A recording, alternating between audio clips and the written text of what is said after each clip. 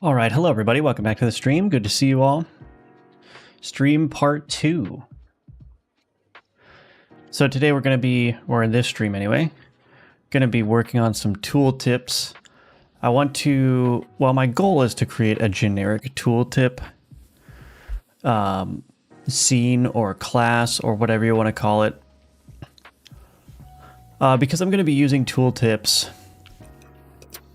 for a variety of things. So the main thing that I want to make a tooltip is the board grow container. The board grow container here. So this is showing the board effects, but the problem is that the board effect being shown can be too long because the text gets put here instead of, being in like a tooltip that can be, that can contain more information. It can scroll, it can do all those things. So if I go into my board grow event here, if the game would start, if I go into my board grow event,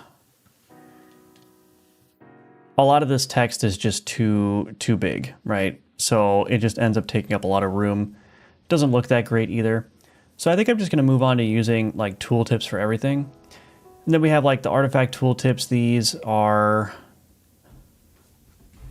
not the same style as the other tooltips.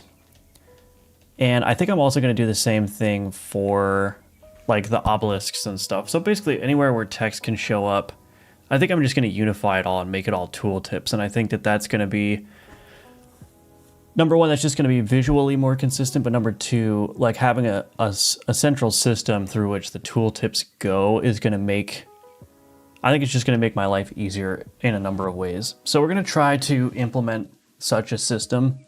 We're not going to go as far to try to make the system support the card tooltips as well.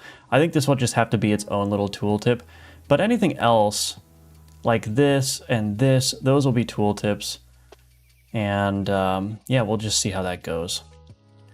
We will see how that goes. So yeah, let me think about what we want to do to approach that. It's going to take a little bit of thought, I think, but we'll get it done. And we may need to do, yeah, we'll see. The goal is to create like a generic tooltip API for myself that I can use, that's flexible enough that I can use it basically whenever I need it and not have to do all this setup and stuff. So we're going to figure that out. Hello, Felita, welcome back. Clickertail, good to see you again. Yummers, hello, Blair William, welcome. Okay, alrighty. So first things first. The tooltips always exist on like this layer 22, which is just an arbitrary layer. But if we look at like the artifact container, we can see that we've got a canvas layer with 22, and here's the artifact tooltip. And all these tooltips end up being roughly the same as well. So, but we can already see that we're going to have a little bit of problems here because we're going to need to show like a purchase for the artifact tooltip in certain cases, like in the shop. We've got this tooltip label.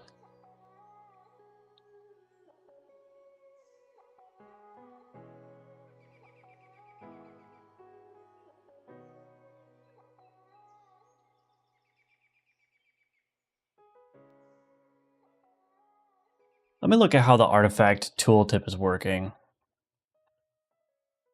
I just need to get an idea of how all these tooltips are working. So on artifact added, artifact tooltip, register artifact display, show artifact. This is setting up a bunch of text. So I think what I want to do ideally is have some kind of like API in here where I can actually configure the tooltip for myself and then have that configured tooltip show.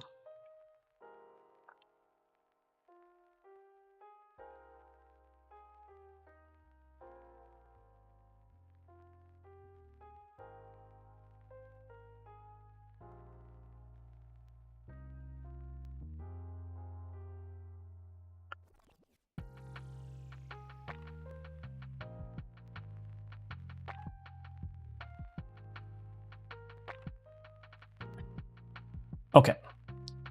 Sorry, I'm just struggling. Like, I don't know. Do I want to make this an auto load? I just don't know like where I want to start here. That's always the hardest part when I'm trying to build these systems. I think the place to start is, do I make it an auto load? I might as well, right? Project settings, globals.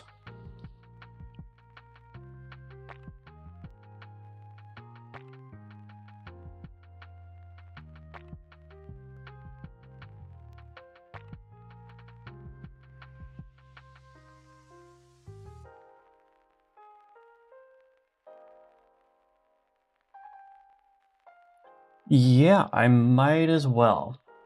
I might as well.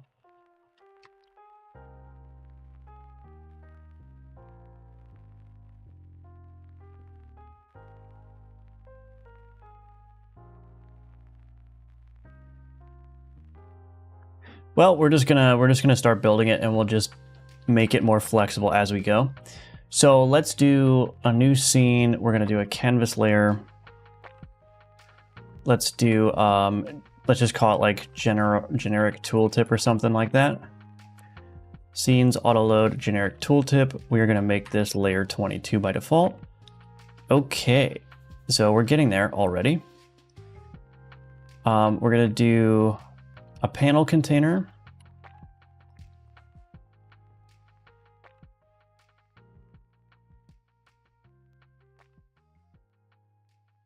Theme type variation, panel container, no decoration. And then we're also going to put the margin container in here. And we are going to give the margin container, let's see, do I want to do that? How big is these, is this padding here? 4, 2. Why is it only 2 on the top? I guess because this is, really? Because that text is pretty large. I wonder if there's a way that I can fix that as well. Let me think. Line spacing. Can I change the line height? Normal style.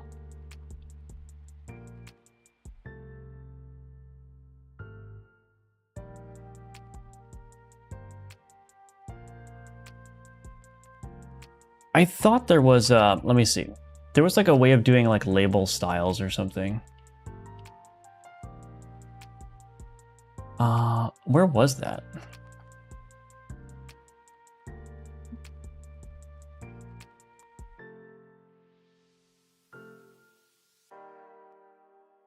Label settings.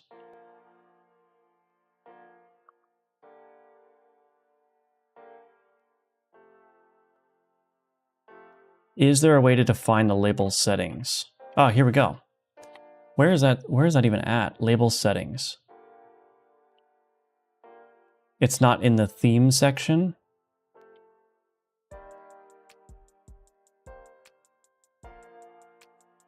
Am I blind? What's happening here? No? Is it up in here then?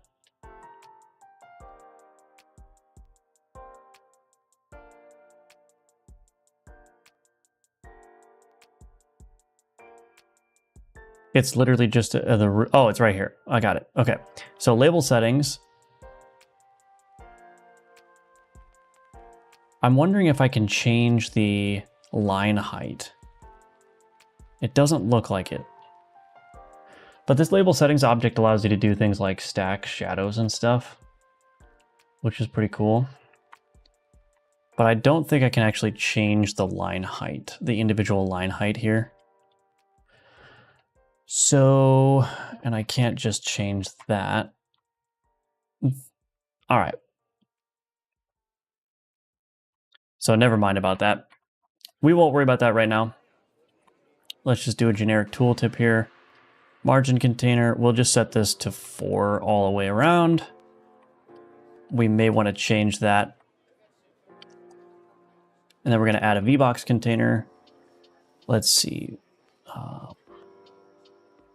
This VBox container here has a separation just of 4. Okay. Hello, G. Whittington. Welcome. Finally got the scene lose transition and scene win transition into the game. Very nice. Very, very nice. Hello, Mel's. Welcome back. I'm loving all the double streams. Good. Double streams are so good. You can use the filter properties at the top row. Yeah, I just didn't know where the label settings was. I didn't know. I guess in hindsight, I should have guessed that it was on the label, but I didn't know that's where I would find it. Hello, Emerson. Welcome. Another dev stream before I clock out. Yes, indeed. Okay, so what are the requirements we have for this tooltip? So there's a way to do this that is like, you know, I could do it super generically, right?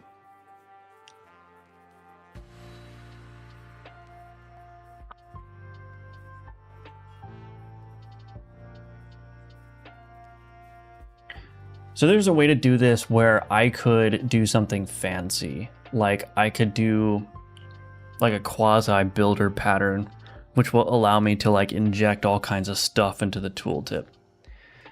That's one thing I can do.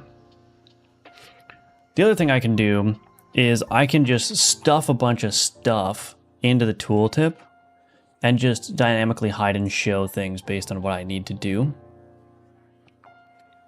I think I may start with that approach because really all that I want for the generic tooltip is I want some kind of header label and then I want some like rich text that I can display. That's what I need at the moment. Now I am going to eventually need to support something like this. And I may do something like I may borrow like a little bit of a pattern that, you know, came from at least when I was working in the web dev world where, you know, you may have like a footer component, right? So I may just provide like a footer container in here, and then I can allow whatever is configuring the tooltip to pass in their own node structure for what they want in the tooltip. And so I can leave it up to the responsibility of whatever's requesting the tooltip to add that extra configuration, that extra structure into it. And the same may be true actually for the content, right? Like there's a way to do this where I create like this whole framework where I've got like, okay, here's the different sections of the footer, and then here's a bunch of different pre-built components that you can insert into each section. I don't think I need to go that far because again, we're not trying to create like a tooltip framework. We're just trying to create a generic tooltip implementation that supports all of the use cases that I have. So I think in here, we're just going to keep it a little bit simple. We will call this one header label. Okay. We'll call that one header label. And then we will also get the body. We'll just call it body label here. This is some rich text body. Okay. We'll start with this. We'll start with this and then we'll see how that goes. I do think I want the custom minimum size to be something like 128. Do I already have a custom minimum size somewhere here? We also want to turn off or turn on auto wrap mode. Okay. And this is going to need to support translations as well, but that should just be automatically supported. So I'm not too worried about that. Auto wrap mode word. Let's just change this to word as well. Okay, and the other thing that we want to do is we want to just turn off all mouse filtering across this entire thing. Okay. So that's what we've got at a basic level. Let's take this VVox container and change the theme overrides to 0.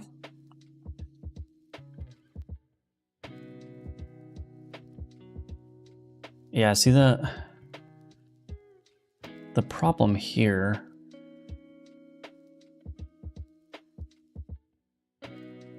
Let's just suppress this warning.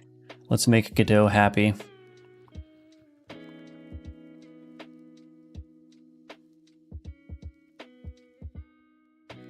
All right, so the problem here is, yeah, like it looks like there's extra padding because the text is here.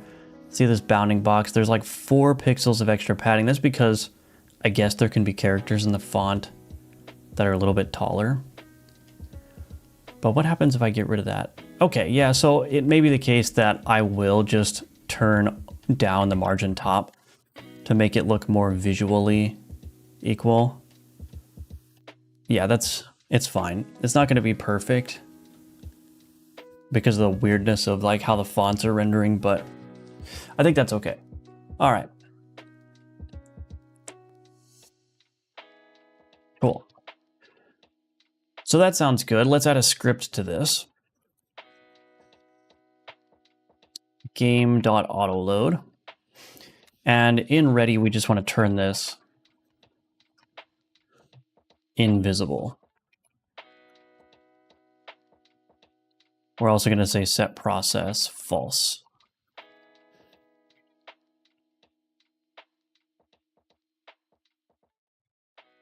Okay, so now here's another question. How do I actually want to prompt the tooltip to be shown? One option I could do is I could just say, for example, for anything that needs to be hovered, I could register like a hover handler, right? So I could say public, public void, register clickable control, pass in the clickable control, and then I have some kind of like action, generic tooltip, whatever handler, something like that, right? And then I can map that dictionary. I can do clickable control.hover entered, all that good stuff. And actually,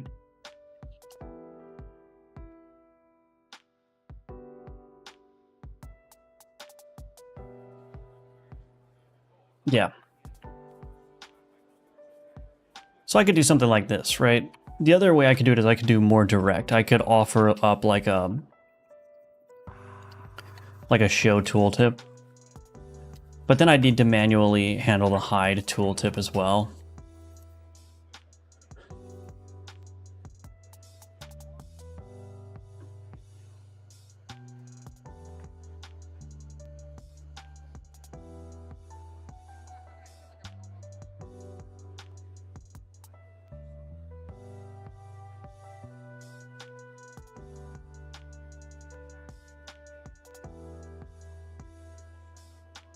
I'm gonna have to take a break from this here soon. Non-stop worked on it since the 5th of this month. Yeah, breaks are good.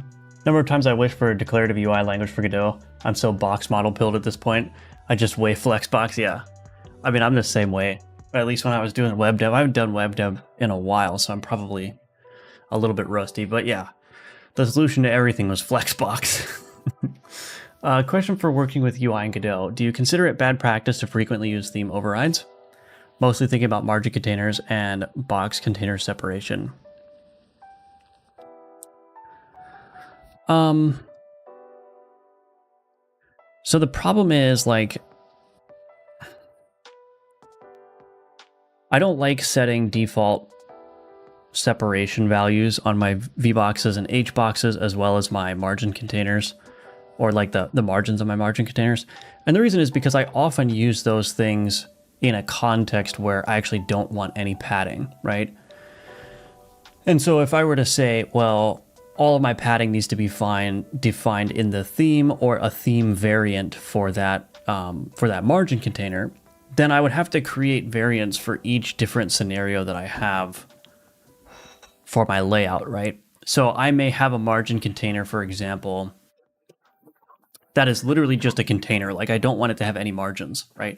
So in that case, well, I could say, well, I'll just use the 0 variant margin container, right? But then I may have another situation where I have a margin container where I want 16 pixels of padding on the left, but on no other side. And so again, the question is, do I create a variant for that case specifically, or do I just do the override right there in the scene, right? And then the problem also with using variants is that if you start exploding in the number of variants that you're using, I find that becomes very hard to keep track of like what you're using where. So you may enter a scene and you want to say, oh, well, this particular margin container,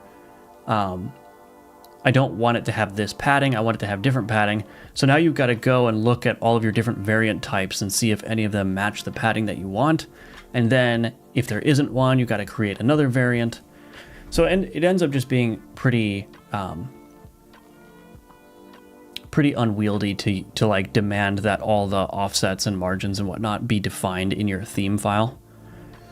That said, I don't think there's a problem with defining a variant for like your commonly used paddings. Like let's say like you have a game like Alchemortis where you've got a bunch of panels, right?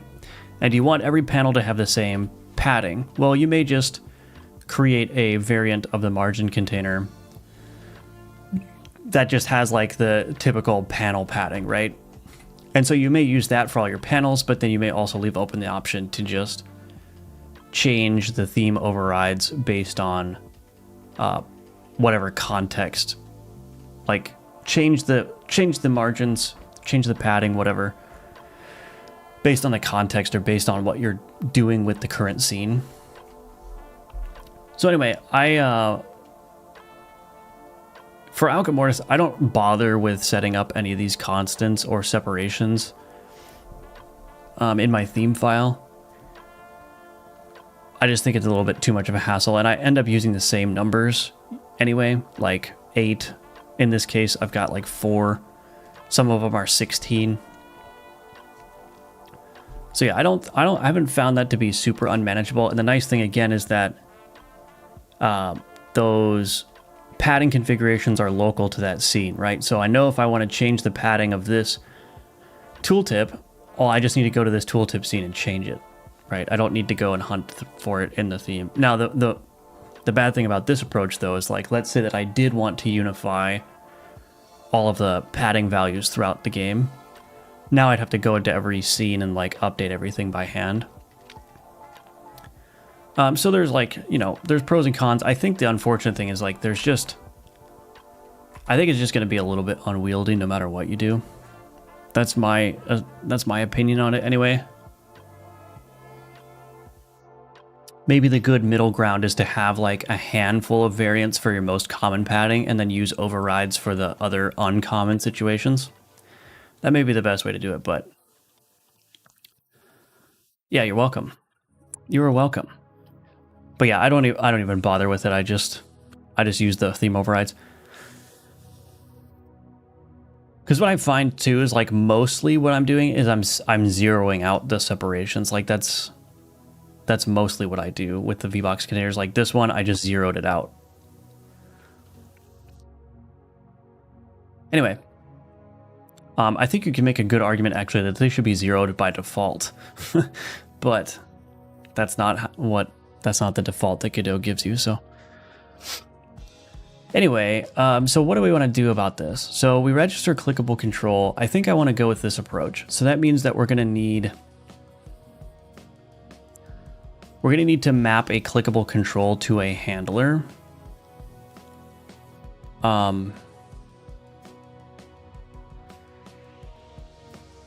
So we'll want to do something like clickable control dot connect to hover entered. And we're going to want to do on hover entered.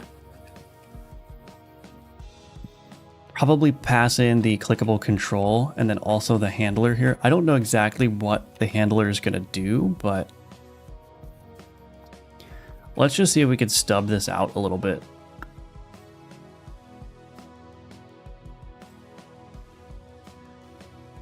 And maybe we set up a delegate for this.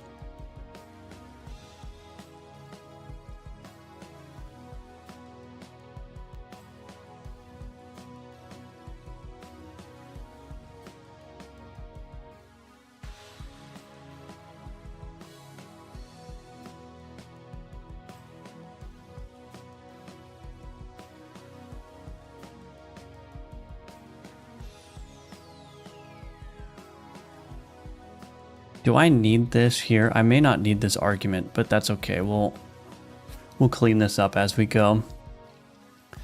So probably what I want to do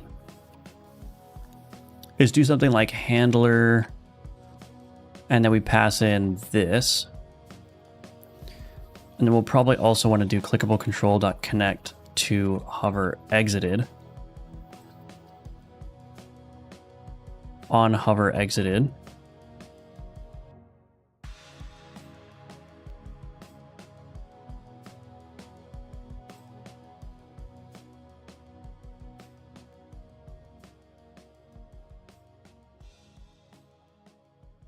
On hover exited.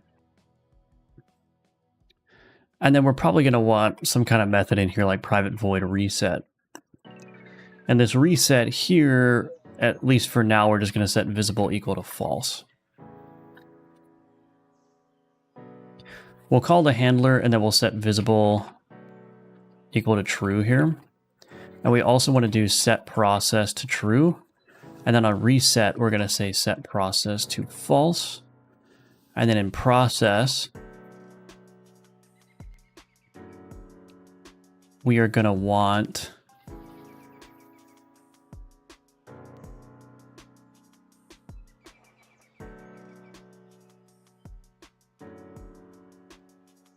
we're just going to want to do this panel container dot update tooltip position.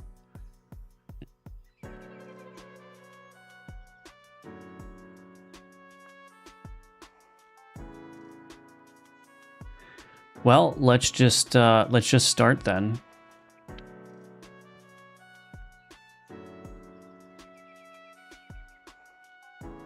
We are going to want a bunch of methods. Yeah, so let's do this.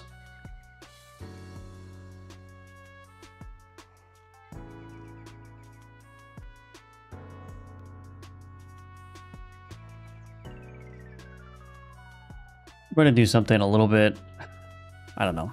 I actually don't know if this is going to be helpful at all, but we're going to try it. So we want to get the header label. We've got the header label here, and we also want to get the body label. Private rich text label, body label. Okay. So we're probably just going to want to expose some methods for manipulating the tooltip content. But we're actually going to make this return the tooltip. So we're going to do set header, string header. And we're going to do header label dot text is equal to header. And then public generic tooltip set body string body label dot text is equal to body. Okay, so in header, we're going to return this. This is just going to make it easy to chain. Like I said, I don't know if that's going to be helpful, but we're going to try it and see what happens. And then on reset, let's do this. Let's actually call just reset on ready. And we're going to say visible equals false, set process false, header label dot text is equal to string dot empty, body label dot clear. And we'll do anything else in here as well.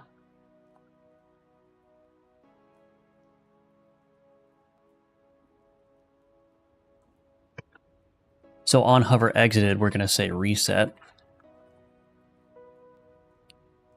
And we also may want to call panel container dot update tooltip position here, right when we show it.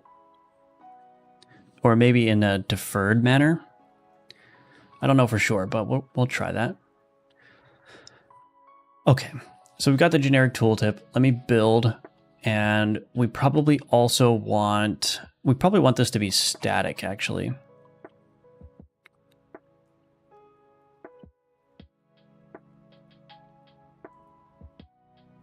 Yeah, so we're going to make this static. We need to get a private static generic tooltip instance.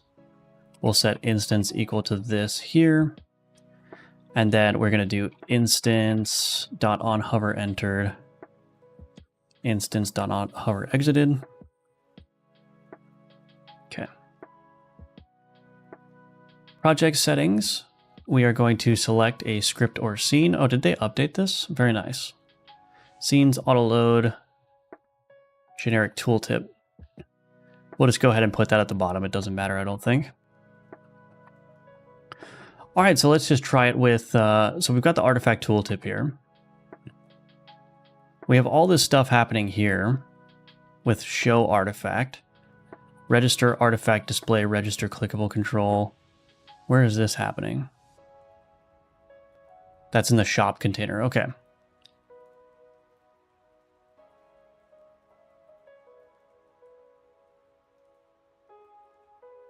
We have an artifact tooltip here in the shop container, so that's why. Yeah. So hopefully this approach that I'm taking is actually going to simplify a lot of code. I hope that's the case anyway. But let's start with just the very basic case. So we've got the artifact container. So we have the artifact display placeholder. This is an artifact display. This extends clickable control. So the nice thing is we don't need to worry about the artifact tooltip here, actually. What I should be able to do is generic tooltip.register clickable control. Also, did I make this? Yes, it's in the proper namespace. Okay. So we register the clickable control. We do artifact display, and then we create a tooltip handler. So this is going to pass in a generic tooltip, or the generic tooltip reference here.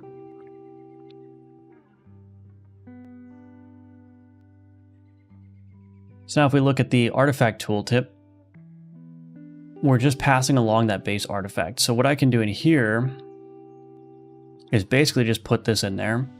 We are going to have to do something about the shop container.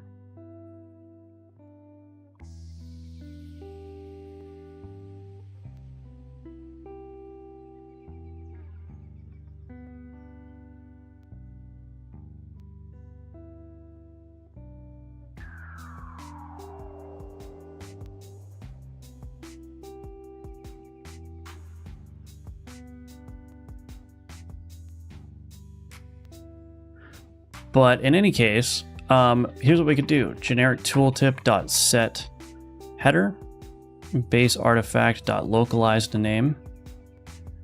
And actually what we could do is we could do display name translation key instead. So we don't need to worry about referencing the localized name every time. And then we can do .set body. And this is going to be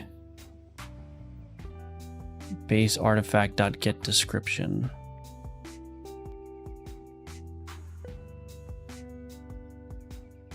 Yeah, we're gonna need to do that. Get description.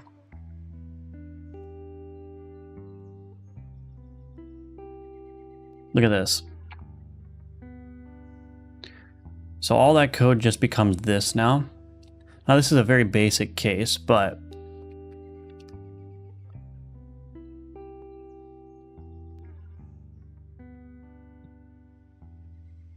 let's see if it works.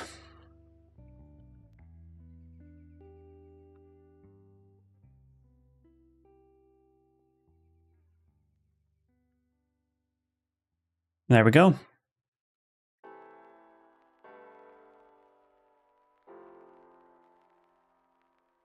So that is just working.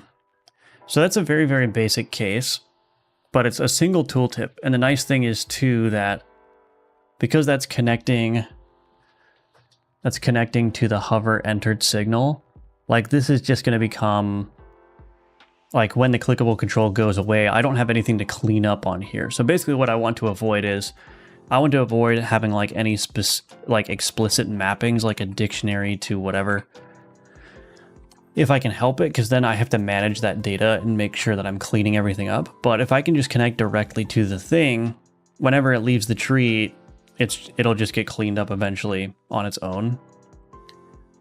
So that's nice. But that was the very basic case. So now we need to think about how do we support showing the purchase container? So this may be a situation where, like I was talking about, I may want to support being able to add like a footer of some kind.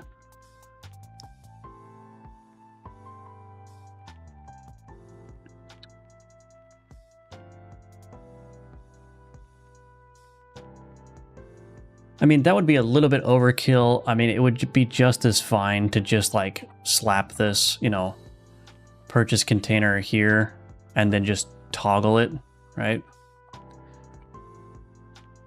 And actually, I'm realizing now that I probably do want multiple VBox containers. So the VBox container inner here has a separation of 0, and then this VBox container will have the separation of 4, so that any footer that I add will be nice.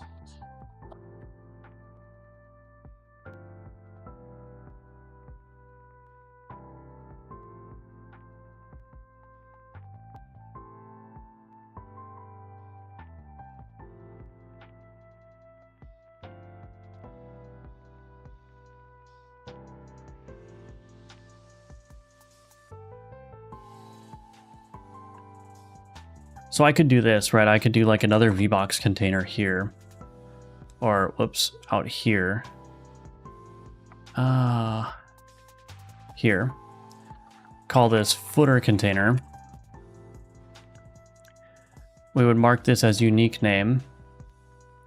We get a reference to that. So this would be node private VBox container footer container. And then on reset, we want to set the footer container.visible equal to false. And actually, we're going to set the header label .visible equal to false as well. And we'll also do, we'll just set everything to false.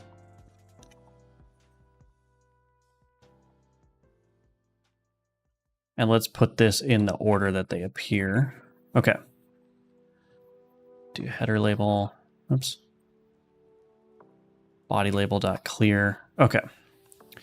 And then we will set these to visible when we actually configure them. So that way, if I ever don't configure something, it will just stay invisible and it won't be like using up, or it won't be adding separations and whatnot to the layout if I don't want it to. Cool. Alrighty, so the footer container. So what I probably want to do is I could do something like public generic tooltip add to footer node. And in here, what I would do is I would say footer container.visible is equal to true, footer container.add child node, and then return this. So I can add to the footer now.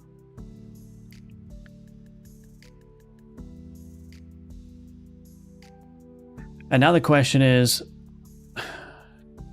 how do I actually want to do this? Because I'm thinking maybe I'll just do something like, this may be overkill, but I could see this tooltip becoming quite complex in the future maybe. So I'm just going to create a new folder here and call this tooltip component. Tooltip components.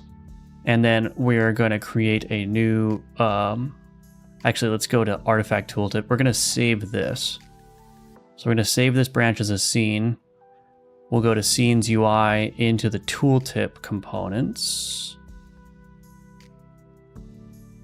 Did I put that? No, it's here. Okay. Purchase component, something like that.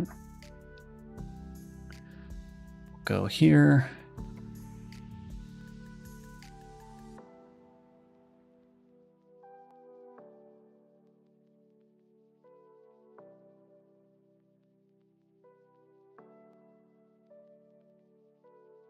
When would the next playtest be? I am Shadow Strike. Hello, Mo/Shadow Strike. The next playtest will be in a couple months, probably. The next playtest will be in a couple months. Did I see wrong, or did the tooltip only display the header a couple of times? I could double check. Can you tell a little bit about the license generator? Yeah, I mean, the license generator is very, very simple. All it does is it just takes the Godot license text and puts it in your export build. So if let's see.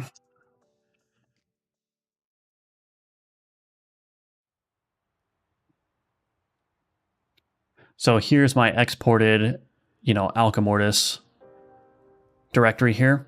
This will output Godot copyright.txt, which just contains this license text. That's all it does. Because, I mean, technically, in order to comply with the Godot license, you have to provide a copy of this license somewhere in your game, whatever version of the game you're distributing. There's a variety of ways that you could satisfy the license requirements. You can link to the requirements page in like a credits screen. You can ship like a licensed text file alongside your game files.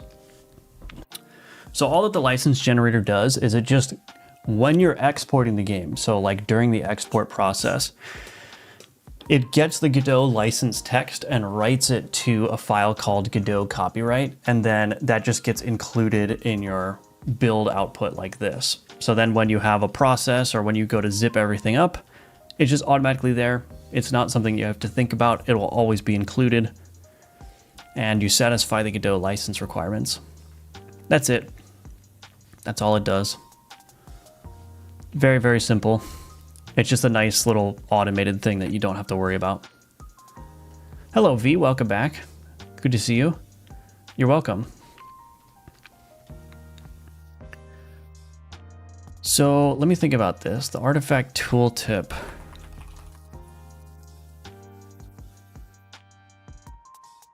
Register clickable control, artifact factory, create artifact.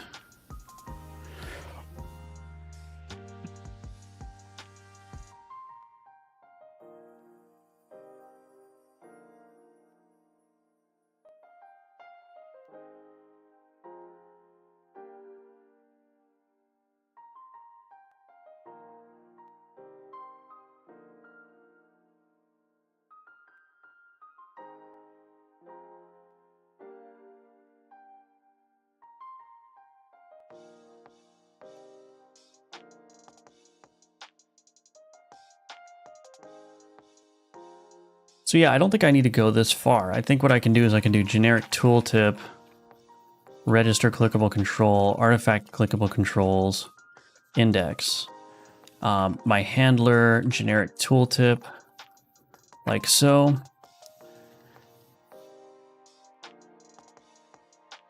And, I can do things like, let me think about this.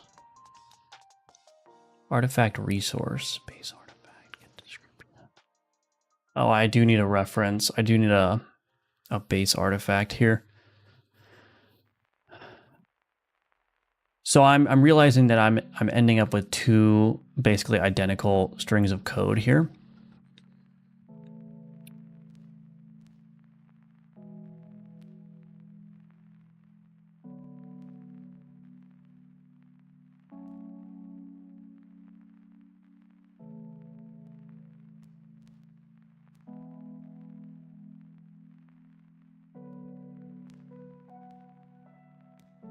What I may do, artifact display. What I may do is I may just do something like this, public static create tooltip handler. And we want to create it from base artifact. So we create the tooltip handler. Oh, we also may want to do like a bool is shop or something. That could work. And then in here, what I would do is I would grab this, put that in there, register clickable control.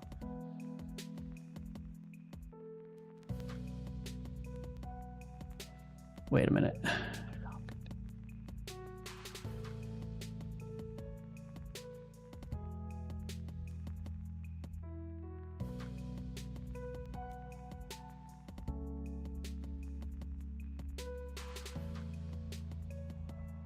Yeah. something like this. And then I can fill in the shop thing there, but we can just do... I don't want to... Actually, I don't want to register this. Right. Sorry. I just want to return that. That keeps it a little bit nicer. So now my artifact container, what I would do is I would do in here artifact display.create tooltip handler, and then we pass in the base artifact here with is shop as false. And honestly, I could just set this to false by default, so I don't need to worry about it. So create the tooltip handler here. I may also want to... Yeah, I mean, I'm going to need to get the purchase stuff in here as well. But anyway, in the shop container, this would just become... We want to do something like var base artifact is equal to artifact factory.create artifact from the artifact resource, config.artifact resource. And then we do artifact display.create tooltip handler for that base artifact. And then we can just get rid of this. So now we have a unified, handler creation for artifacts specifically. So I think that makes sense.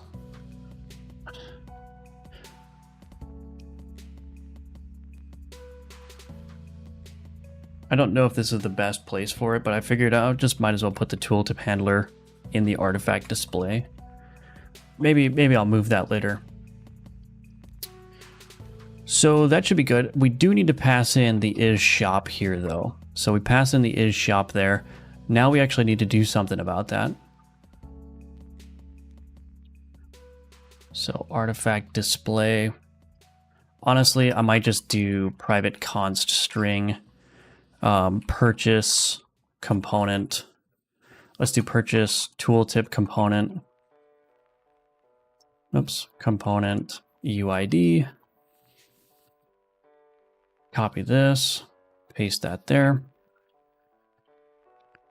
Okay, var purchase footer is equal to gd.load as packed scene, purchase tooltip.instantiate, and then we do set footer, or add to footer rather, purchase footer.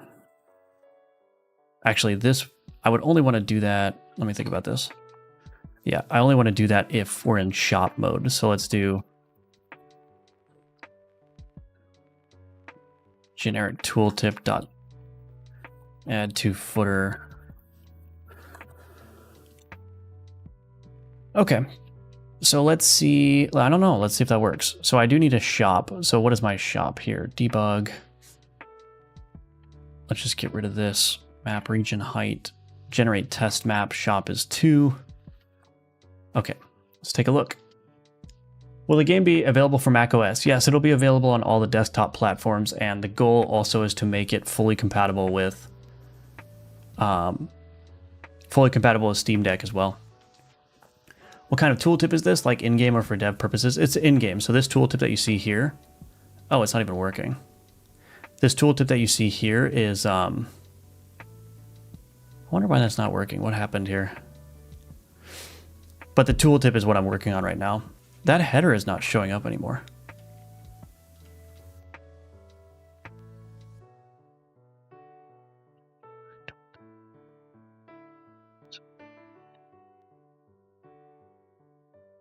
That header, oh, visible true. Body label visible true. Why is the body not showing up sometimes?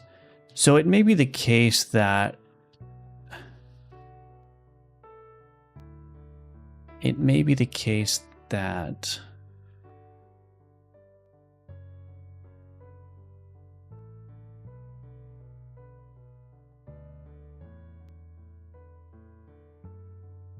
maybe these are being called out of order.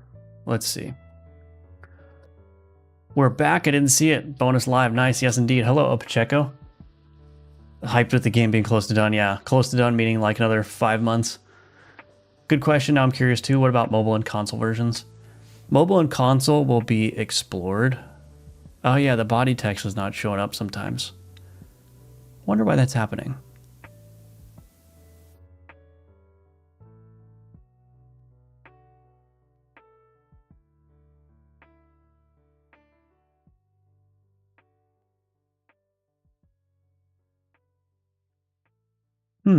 Interesting. We will have to debug that, I suppose. But let's check and see if the shop works. Yeah, look at that. We got the little purchase container. Oh, and it keeps adding. So I'm forgetting to clear the purchase. So that should be an easy fix. What we want to do is when we reset this, we want to footer container dot remove and queue free children. This is an extension method that I wrote, which basically just goes over all the children. I don't know why it does a null check, but that's all right. It removes the child and then it queue frees that node. So the reason it removes the child first is because if you queue free a node, it may still be around long enough to affect the layout of whatever you're doing next. So if you are trying to like swap out some things in a container or in a control node, oftentimes it's better to remove the child first and then free it. So that way it's not still in the tree while some other like size recalculations are happening. Because I've definitely seen that like mess up like the layout, because you know the queue freed node will still exist when all the new nodes are being added, and then all the size recalculations happen, and then that node that was queued to free gets freed, and now it's already done all the calculations based on a node that no longer exists. So remove the node first, then do all of your dynamic updates, and then you can free the node, is essentially what this is doing. So that's just a little tip for you. That's just a little tip for you. Thank you, Fishy. Hello, Bomb That Implodes. Welcome.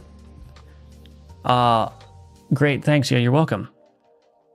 I wasn't seeing the things. The body did disappear. Yes, it did. I don't know why that happened, but let's see if the shop purchase container is still working well. So yeah, so now we have a way of adding a footer dynamically, which is great, and that will just get freed as well.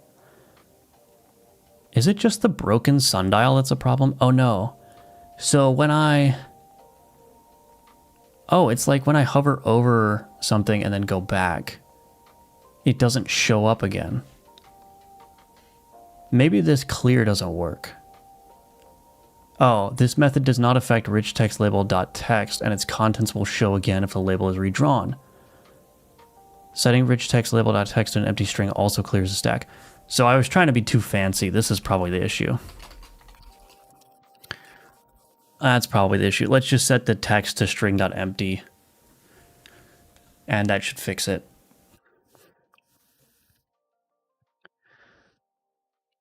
Okay, yeah, there we go. So it looks like the body is not disappearing anymore. So there's no purchase being shown on here, but when I go here, we can see that this shows the purchase icon. Cool. Now, one thing I will do is I think I'm going to change this padding a little bit. I think it's just a little bit too narrow, so we're going to change this to 6 and 4. Yeah, that looks a little bit nicer to me.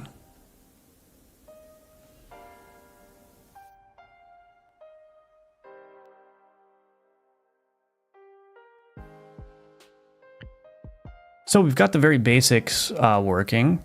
I don't exactly know how much more complicated this is going to have to get, but the beauty of this approach now is I can get rid of this artifact tooltip entirely.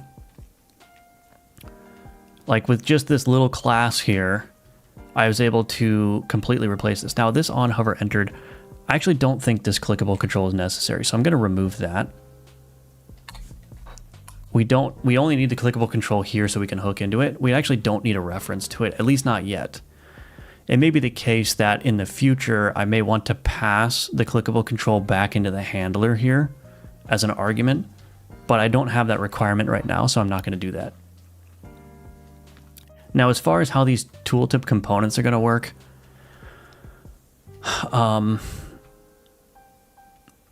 you know, it'd be nice to have a future where I could just have like maybe just like a static class that lists out all the tooltip component UIDs, and then I can just have some helper methods to instantiate those or whatever, but I'm not going to go that far. Like, there's definitely a lot of ways that I can improve the design of this tooltip, but again, the thing is, like, I'm not at the point where the design needs to be made perfect, right? Like, this could become a whole, like, little project in creating a tooltip framework, but that's not what we're trying to do. What we're trying to do is just streamline my code and get everything regarding tooltips unified and clean up some of the duplication. But really what we're doing as well is we're laying the groundwork to allow me to just support adding a tooltip to anything in the game, right? So instead of having to create an individual tooltip scene for everything that needs to support a tooltip, we're moving in the direction of just having a generic tooltip, which I can basically just invoke or register with to pop up a tooltip with any content of my choosing whenever I want. So that's the goal here, and we're getting there. But the first thing to do is to replace the existing instances of tooltips with this generic approach to ensure that it's going to work, and then we can build on top of it. So anyway, add generic tooltip support for artifacts. So the next thing to do is to actually delete this artifact tooltip. So we're going to get rid of the artifact tooltip in the shop container here. We're going to delete it here.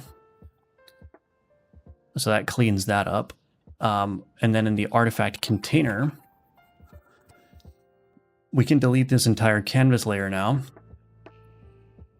And we can get rid of artifact tooltip here. And now, if I look at artifact tooltip, this should be used nowhere else now. Oh, it's used in several places. Character information, run overview. Okay, so we got to update all those places as well. Hello, Ninja Link, welcome. I can't get over how gorgeous this game is. Thank you, Fishy. I appreciate that. A lot more visual work to do, but it's going to get there. Can you update the margin without relaunching the game? Yes. Generally speaking, you can update any properties like that without relaunching the game. There's hot reload support. You can even edit scenes while the game is running, and those will, for the most part, be reflected. There are certain operations that you can do which will, like, break the connection between the running game and the editor. But for the most part, you can change all kinds of things while it's running. You could even, like, modify shader uniforms to, like, see how a shader is working. How did you make your panel size be dynamic? As a person who just started Godot, it's crazy. I'm assuming you mean like the tiling. So I'm assuming you mean like when this changes in size, you know, it stretches properly. That is support, like that's built in, supported by Godot. You just need to configure your panel container in your theme. Panel container, decorative, no decoration. So you use a style box texture, and you just set up the margins in here. You go to sub-region. So you assign your texture to a style box texture in here. Then you go to sub-region, edit region, and you set up what's called a 9-slice or a 9-patch rect. And that's basically just a way of defining how it tiles, right? So essentially what I'm saying in here is this corner and this corner and this corner and this corner. These are the corner pieces. They do not tile at all. So these corner pieces are going to be preserved exactly as they are. However, anything in this section or this section or this section or this section, that is a texture region that can be tiled based on the dynamic size of the panel. And then the same is also true for the inner part. The inner part will be filled and stretched in accordance with these boundaries that you set up here as well. So yeah, I highly encourage you to look up 9-patch rectangles or 9-slice rectangles. They're a pretty common technique in games for making dynamically sized panels with art that isn't stretched or garbled or anything. Have you ever been bit by any performance issues as a result of using C# instead of GDScript? I know another streamer that had to debug some nasty issue with strings. Yeah, it's one of those things. Like, I haven't personally had any performance issues, but also I'm aware of the string issue. Like, Godot does a bunch of allocations for all kinds of operations under the hood. And so, like, if you're trying to allocate, if you're working with a Godot API that expects a string name as an argument, this is actually, I believe it's a variant type, or it gets, this creates a reference, or something happens under the hood. It creates like a variant reference when it's marshalling and unmarshalling. But the problem is that if you just pass in a raw string, like if I just do start random here, instead of start random, if I just pass this in here, this is a string name. This call expects a string name method. The problem is that under the hood, that will allocate new resources for that string name. And if you're doing this every frame, that means that it's creating a variant or whatever for that string name every single frame. And that creates a bunch of objects that eventually, my understanding is, eventually needs to be garbage collected. So that's the particular problem. So anytime Godot is asking for a string name, you have to be very careful. So you'll notice that I almost always do private static read-only string name. This creates like a de facto constant so that the string name reference is held onto, and it's not creating new references every time I pass in a string name argument, right? So, yeah, definitely recommend doing that. But that's one of those quirks of Godot where it's like, it shouldn't work that way, right? Like, Godot should not, whatever's happening under the hood, that should not be happening. But it does.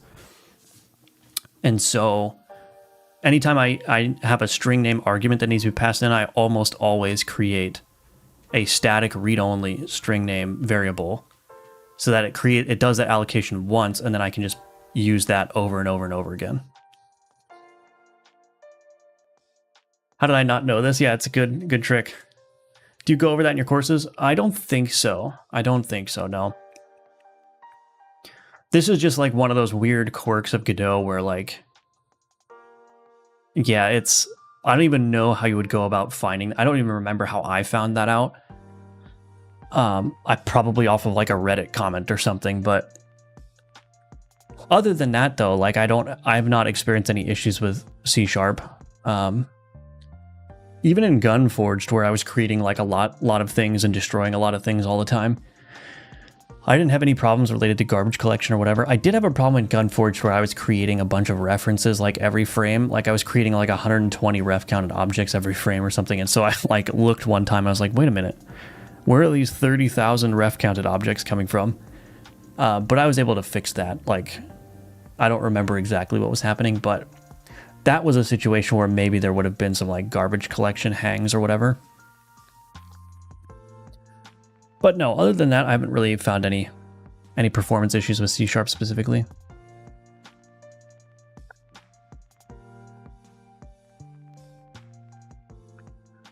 Okay, so we need to replace the artifact tooltip in a bunch of places still, but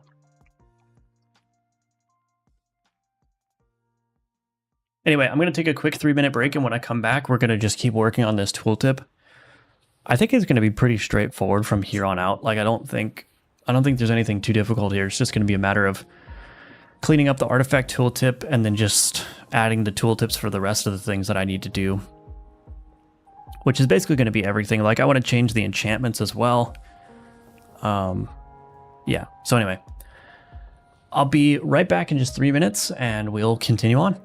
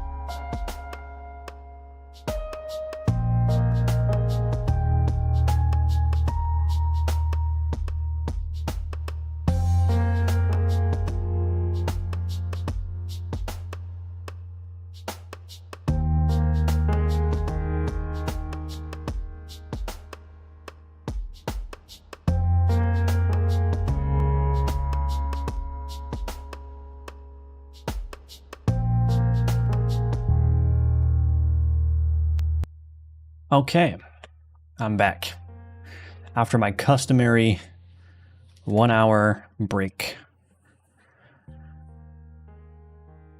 So we still have a bunch of artifact tooltips to remove, but that's okay. It gives me more test cases for my new tooltip approach, though I don't really think that this is going to present a problem. So artifact event container. Let's just go ahead and preemptively delete this tooltip layer. Oh man, this is simplifying so many things. This is great. Don't know why I didn't do this earlier.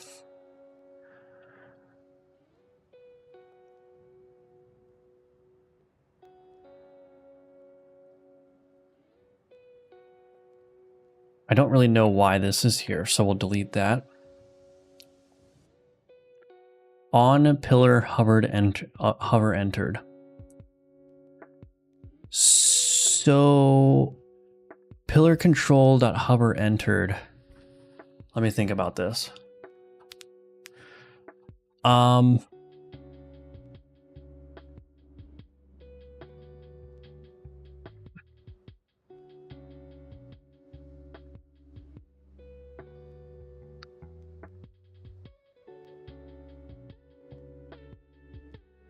Where are the artifacts assigned? Oh, they're assigned in set artifacts. Okay. So I think, honestly, this is probably just going to become generic tooltip dot register clickable control pillar control. And then we're going to do artifact display dot create tooltip handler. We do need a base artifact, but I think I can just do artifacts index.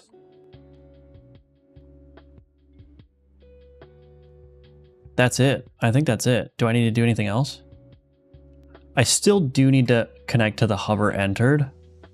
So we're going to keep those there. This is just for showing the tooltip, but I still need to like turn on and off the highlight for the pillar.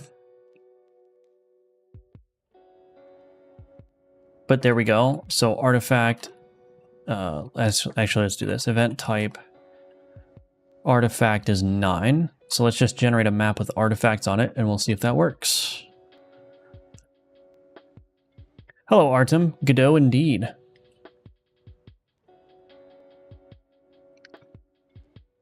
I should get one of those. I'm going to get one of those streamer ring lights. I think I might buy one today so that my face can be nice and lit up for you all.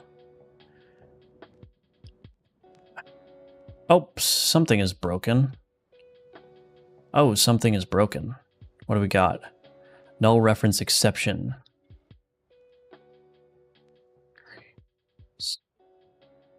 Oh, so my artifacts are not created yet. That's a bit of a bummer.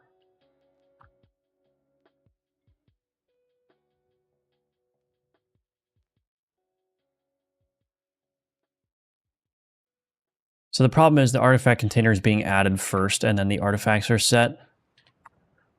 So the problem is I don't actually have a like this, there's no actual reference here yet.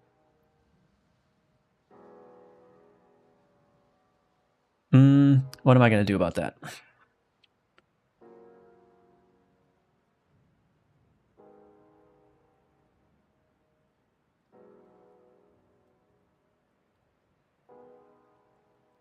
I mean, the simple thing to do is just to yeet this out of here and put this in the set artifacts method.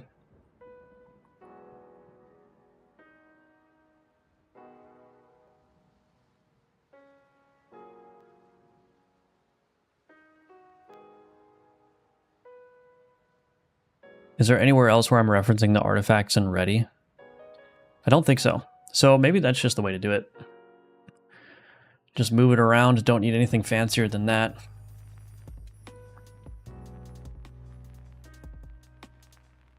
I hope that fixes the fade out issue too, because I really don't feel like fixing that. There we go. There we go. Look at that. Draft of coagulation.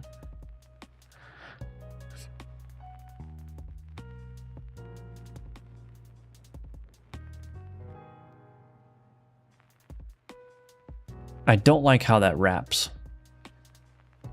That should fit all in the same line. So let's do, does this need to have a custom minimum size, or can I set a custom maximum size? Can I do like 164? Will it complain about not having, oh, it won't, okay. So hopefully that will just grow until it wraps. Oh my gosh, Godot 4.7 is so good. It's so good.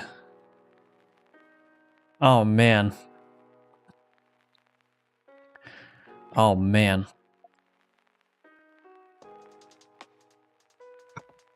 All right, I'll make a promise to you guys right now, and you guys can hold me to it. If Alchemortis does really, really well, I will donate a good chunk of money to Godot.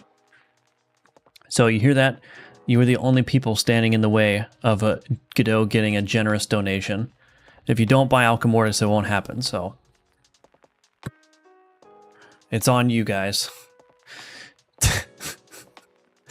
Random, but do you use an event bus in your project? Yes, I do. I don't call it an event bus. It's just like a global game events manager, but this is a pattern that I really, really love. It's easy to overdo it. However, there are events that are truly global that you want to listen to. And I use this in almost every project that I do. Because it's just so nice to not have to worry about the tree structure when you want to know if something happened. Like sometimes you just need to know if something happened, and you know, you're 20 levels down in the tree, that item that you want to listen, or the event that you want to listen to is coming from an object or a node in the tree that you have no way of knowing where it is in the tree without like doing a bunch of like waterfall passing data throughout the whole tree. In those situations, it's just like, just make it a global event, right? I think the main thing with a global event bus is it really should just be for relaying events.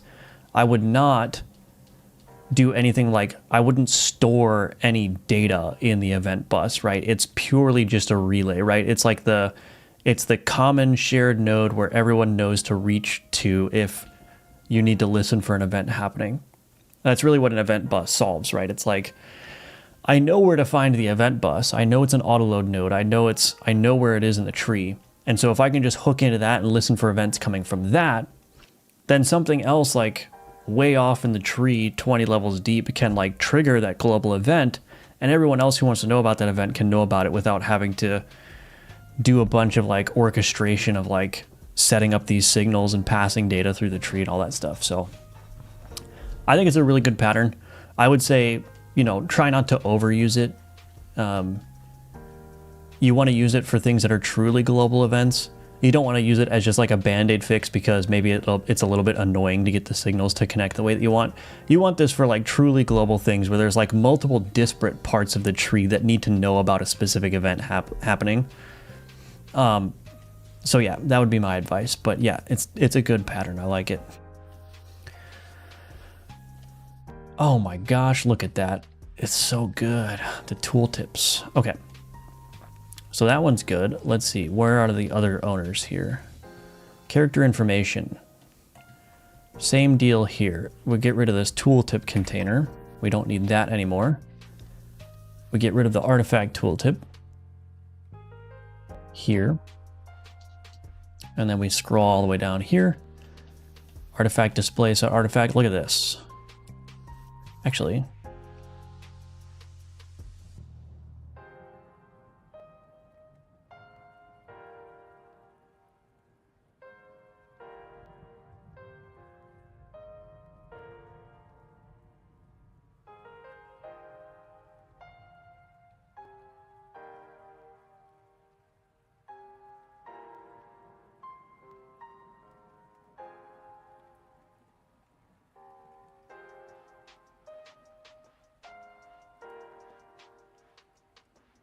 now that I'm thinking about it, I shouldn't even put this here. I should just put this in the artifact display directly.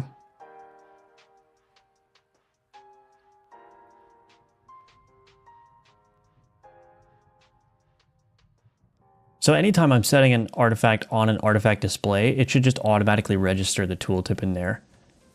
Yeah, that makes sense. So that will actually automatically get that'll automatically get the character information working. that will automatically get the run overview working and automatically get the unlock item working. So yeah, so that'll work. So character information, that's good. Let's go to run overview. Same deal here. Where is that artifact tooltip? Here we go. Delete this. Go in here, get rid of the artifact tooltip. Scroll down here and we just delete this line here.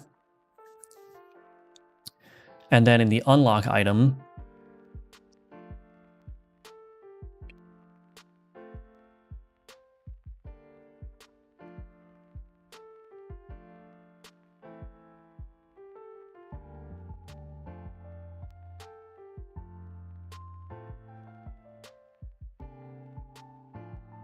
oh, in this case, on artifact hover entered. Right, so in this case, I actually don't want the tooltip to be shown.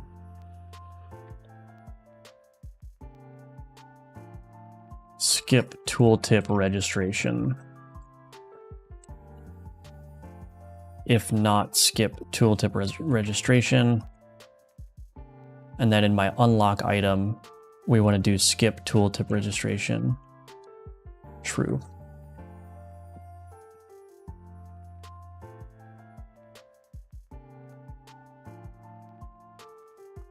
Okay, let's check if that works in the run overview. If you wear glasses, the ring will be bad. Maybe you need LED panel. You can put it a bit aside. Or bounce light off the wall. Oh, interesting. Did you make this font? I did not, no. Godot was about to make a shit ton of money, yeah. You're welcome. Okay, so that tooltip is working there. We'll go to the menu, which doesn't work because it's not in the right context. Let me just do a double check here. All these ones still work. I can go here. These still work. I can go to my unlocks, artifacts. So there's no tooltip here because there's no reason to have a tooltip here, right? Because they're described right in this panel. So we're skipping adding the tooltip for these ones, but in every other case they work. Now the other thing to do is add item cloak. I just want to make sure, oops, add artifact cloak. Allows traversing to any neighbor of a node. So we go here. That is not showing the exhausted. Or maybe that's just broken. Did I break that? Oh. So it is exhausted. It didn't work.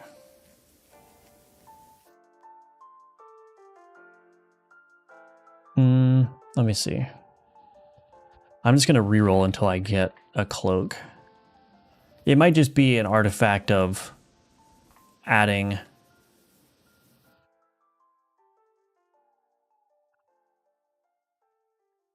It might just be an artifact of adding it in the wrong situation. Add blood. Okay.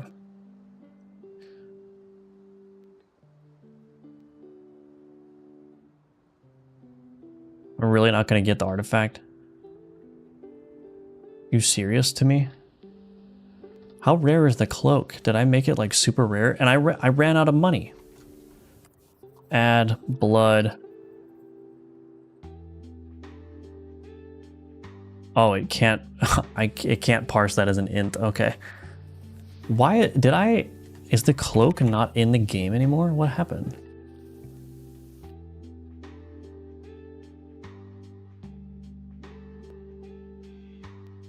Hover exit is already connected given callable. Oh, that's not good.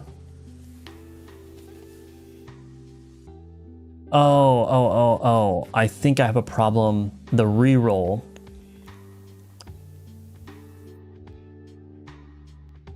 The reroll is reconnecting all these things again.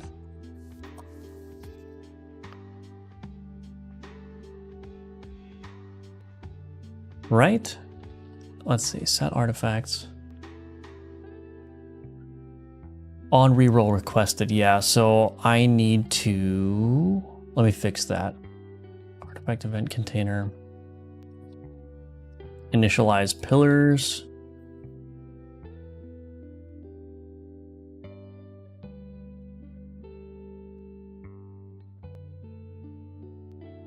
If our pillars, let's just do is pillars initialized. Return.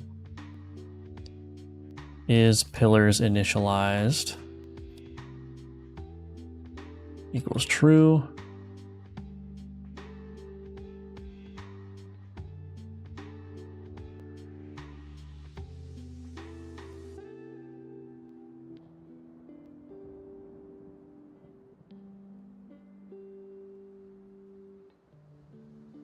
Would this be a little bit too presumptuous of me? I was thinking, oh my gosh, I'm gonna sound so pretentious by saying this. Never mind, I'm not gonna say it. Never mind.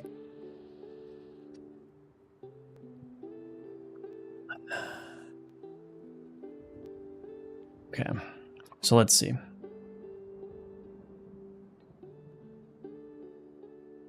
Why artifact node not a pickaxe? Why is artifact node not a pickaxe? Seems like it would match more.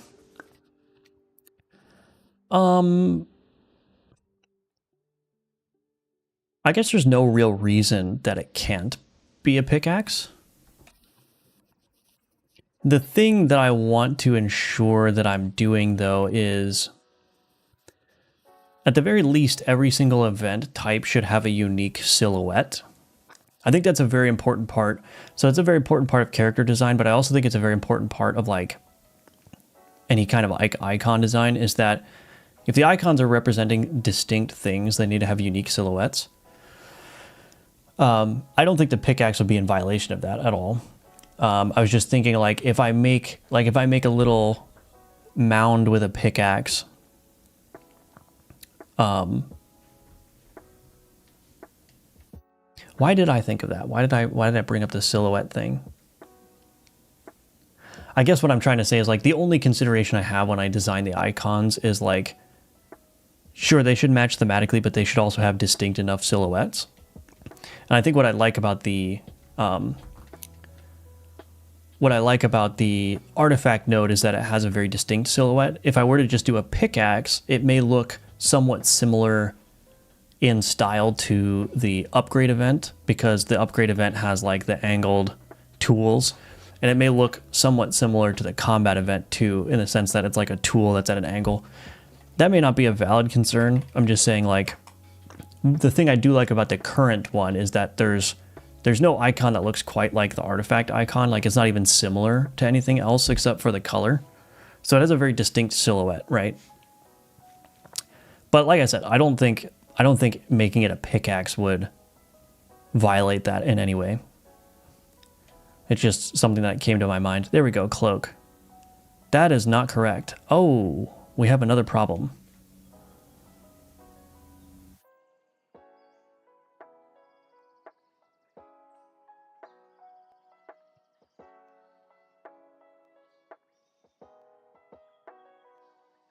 Right, I actually do need to deregister these handlers. Oh, fudge.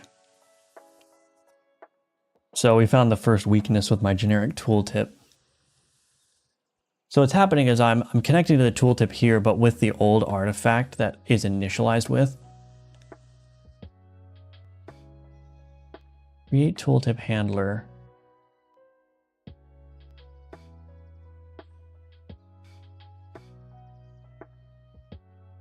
You know what I could do?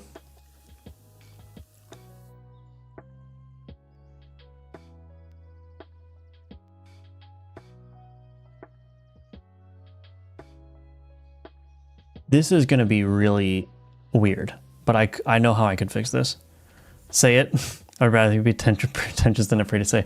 So what I was thinking is, so I've had a number of people comment on, like, my code is generally clean. So I was wondering if it would be useful for me to, like, write up a little Firebelly style guide for writing code in at least C#, because that's what I do, and also like structuring scenes and everything. there's like these various like style guides that are available. Like there's a bunch of JavaScript style guides, and usually what engineering teams will do is they will pick a style and then they will just like hold everyone to that style. So I was thinking, if people like the way that my code generally looks, if I wrote like a Firebelly style guide where like, here's how I name variables, here's how I name methods, here's how I organize files, things like that. I don't know if that would be useful though, but it might be something fun to do.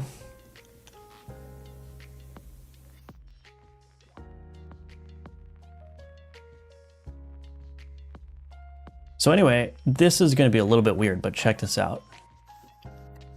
Generic tooltip.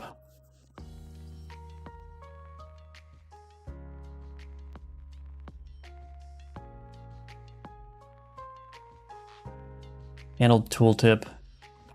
Generic tooltip.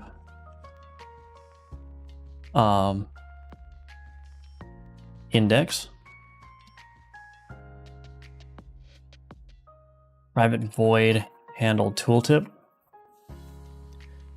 Generic tooltip. Int artifact index. Check this out. Var handler for artifact is equal to artifact display create tooltip handler, artifacts artifact index, and then we do handler for artifact generic tooltip. So do you see what I'm doing there? So instead of creating a handler and using that as the argument, I'm actually creating like a wrapper handler where it accepts the generic tooltip. It calls handle tooltip with the index argument. So it grabs the fresh version, whatever artifact is currently in the data, creates a handler for that, and then invokes that handler with the generic tooltip. So I essentially just created a wrapper for that. And so that means that every time this tooltip handler is called, I'm guaranteed to always get the up-to-date artifact of that index. And then I'm just invoking, so I'm literally creating this this generic or this anonymous function and invoking it immediately. So I think that should work.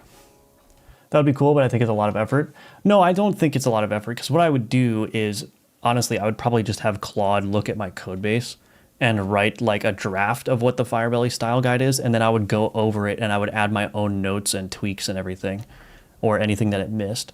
So I don't think it would be that much effort, because I already have all the code written. It's just a matter of, directing an AI to like summarize the style, and then for me to go through and like add anything or remove anything or change anything.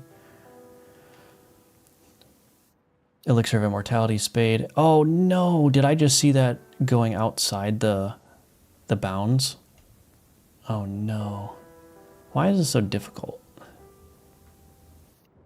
Helm of Joffrey the Great. I need to get Joffrey the Great back in here. Bring him back. So we got a couple of hiccups. This is not quite as easy as I thought it was. It's not going quite as well as it. Okay, here we go. Helm of Joffrey the Great. Why is that not wrapping?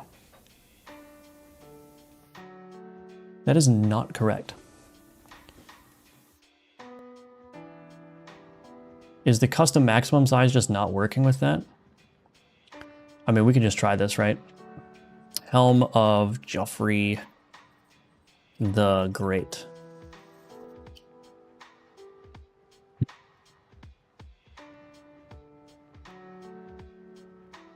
Oh, I don't have auto wrap on anymore. Oh, I'm in the wrong tooltip.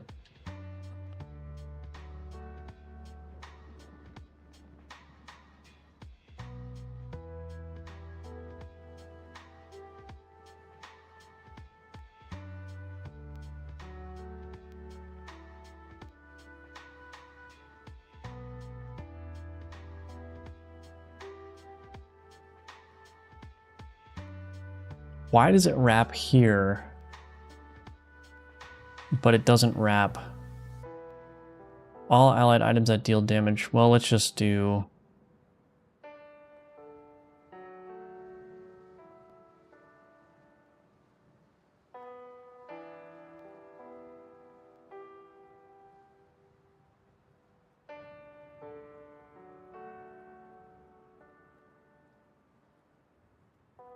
Oh, interesting.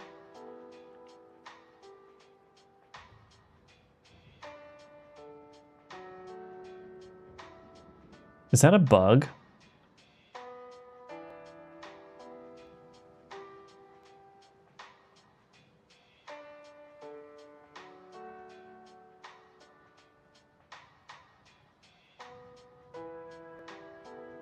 That seems like that should not work that way, right? If I have a label that auto wraps, but I also have it configured to have a custom maximum size, what seems to be happening is during the tooltip update process, I'm basically setting the panel container size to 0. And what that means is basically shrink the panel to the smallest size that it can be. Because if I don't do that, let's say that I have an artifact that creates a description that's this long, and then I hover over an artifact that has a much smaller description. Because this is not a child of a container, this is just a child of a canvas layer, this will never be resized until it grows again. So during the tooltip update, I actually force the resize to 0, which shrinks it to the smallest size that can possibly be. However, that appears not to be taking into account the maximum size here. It seems to be shrinking this bounding box. See how the text is like, here's the text bounding box, and then this is just overflowing it. But that's not what I want, right? I want the header label to grow to custom maximum size, and for the panel to not be able to shrink below that if there's no room to shrink. So why is that happening? Do I need to set...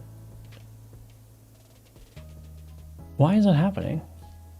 That seems very counterintuitive, right? If I set the custom minimum size, it works.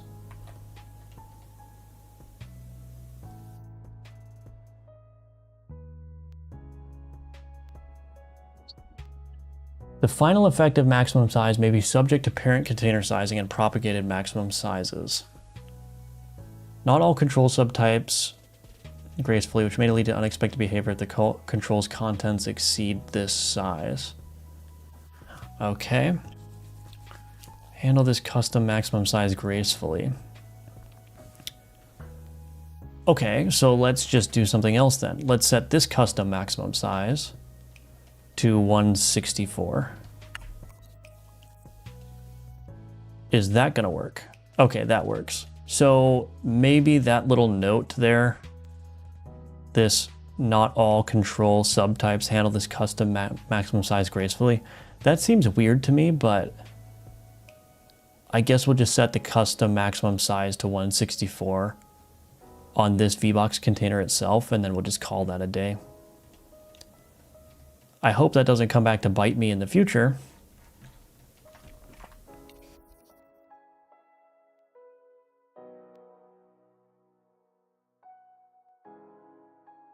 Okay. Considering the course's context, it would be very cool. I'd like to have a version of game design patterns via GDScript from Firebelly. Legendary, is this a bug? As I understand, traits interfaces sooner or later will arrive to GDScript. How do you think it will shift how code is written for Godot games? You know, that's hard to say because, like, I think, you know, I don't write a whole lot of my games in GDScript. I usually only use GDScript when I'm doing either a Udemy course or when I'm doing a game jam, so I can have web exports.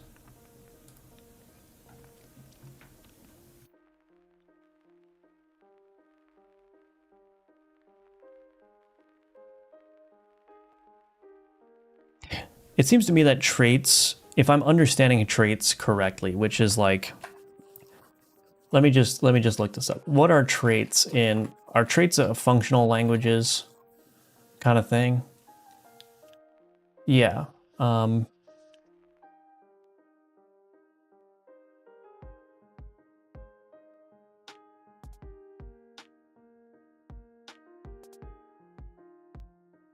Let's just look at Wikipedia. Trait is a language concept that represents a set of methods that can be used to extend the functionality of a class. So my understanding is that this is basically composition, right? You can have a script, and then to gain functionality or add functionality to that script in a generalized way, you add a bunch of traits to it, right? And my understanding is that typically with trait implementations, you can do checks against that, against instances to see if they have certain traits, right? So really it's not really all that conceptually different from like an interface in C#, right? My understanding of traits though, and maybe this is not correct, so you'll have to correct me if I'm wrong, but my understanding of traits is that they usually come with implementations as well. So like a C# interface, all that does is that tells you that certain methods with these signatures must exist on anything that implements this interface, right? But you don't actually know necessarily what the underlying implementation is. Whereas with like abstract classes, right, you can have a class that has to be inherited because you can't instantiate abstract classes directly. But the abstract classes can provide the functionality, right? The abstract classes can define methods that have concrete implementations. So a trait is kind of a mix of both, right? It's like you're pulling in certain methods or properties or whatever. I don't know how it's going to be implemented in Godot, but they also come with the concrete implementation. Is that correct? Am I right about that? So it's almost like kind of like a hybrid, if you think about it, of like a hybrid between an abstract class and an interface, if you were to use like C# terms, right? So how is that going to affect GDScript? I think probably it's just going to make making more complex systems very easy, right? Like I could imagine myself in a situation where, I like to use composition a lot for my games, especially like real-time sort of like action twin stick shooter kind of games like Gunforged. I think probably a lot of my composition based design could shift from nodes to traits instead. Because what I ended up doing in Gunforged is if I needed a component, I would have to, at a bare minimum, create a plain node to work as that component, and then I'd have to add a node to the scene tree. But if instead I could shift some of that to the trait system instead, I mean, I didn't write Gunforged in GDScript, so that's the thing, right? But, I could see it being a lot easier to use a composition-based system if you're doing it like purely through scripting.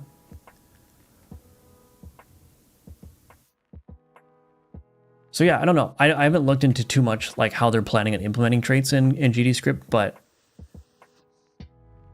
more tools to create more scalable systems is always good.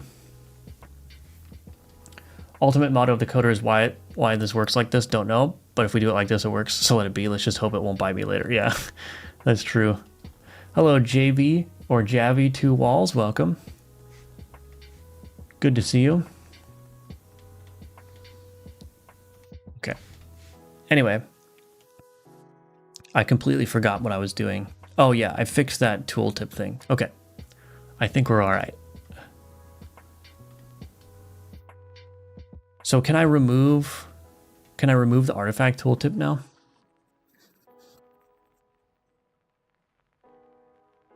Sweet. Delete. Let's just give this a final build to make sure it all works.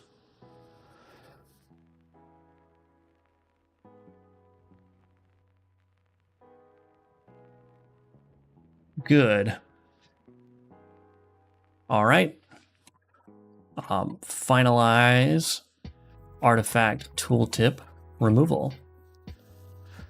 So that's good. Where else do I have a tooltip? Let's see. We have map node tooltips, shop event tooltip, card tooltip. Like I said, I'm not gonna try to move the card tooltip into the generic tooltip because there's just too much going on here. This needs to be its own class. Or its own scene. Well, its own scene and its own class. So we're not going to worry about that because that's just going to be too much. but all of these other tooltips need to go. So map node tooltip, let's take a look at this one. Okay, actually, this one looks relatively complex. We have a lot going on here.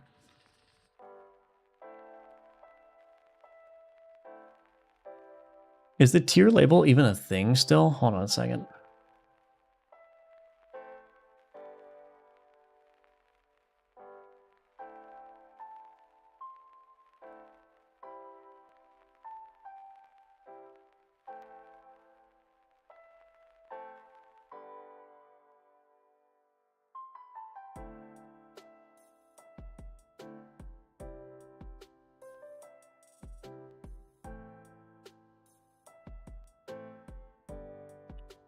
So this may be another case where maybe I don't want to try to migrate this one over.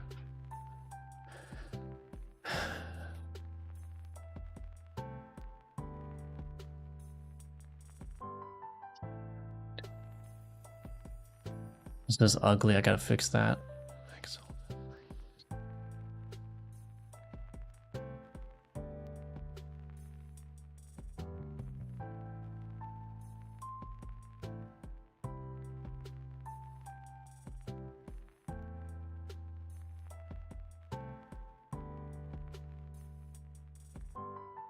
So, I mean, I don't know if it's really worth. I'm not using this tier label though, so I can definitely get rid of this.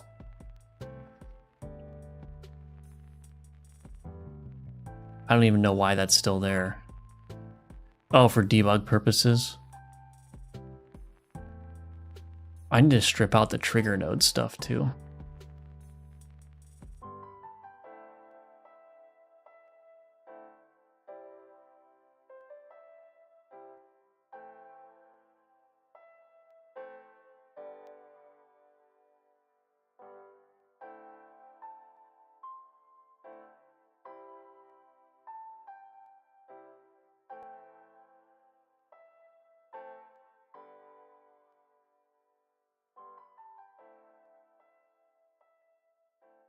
So we're not going to worry about this one because this one's also relatively complex.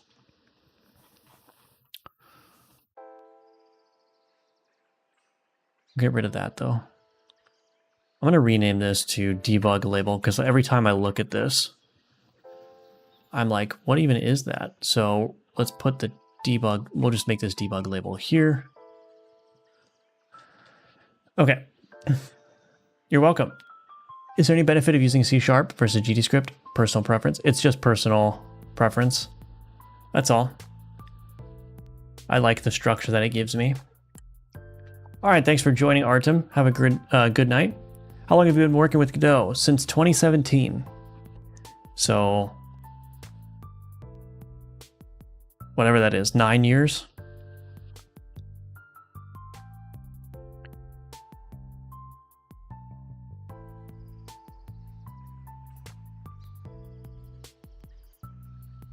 Did I break something?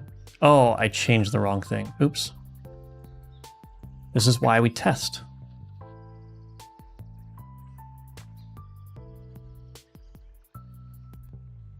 This is why we test. All right. So we're not going to worry about this one. Came here from YouTube videos, amazing videos. Thank you. I should have another video coming up within the next week or two as well.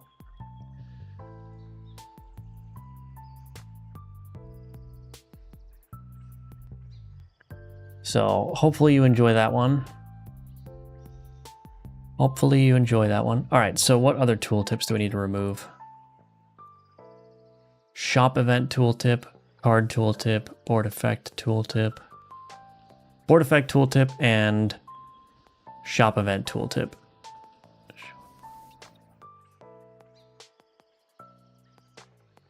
View owners, shop container.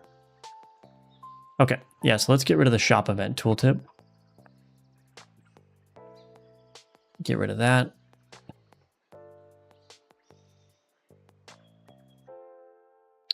Generic tooltip dot register clickable control. Pedestal.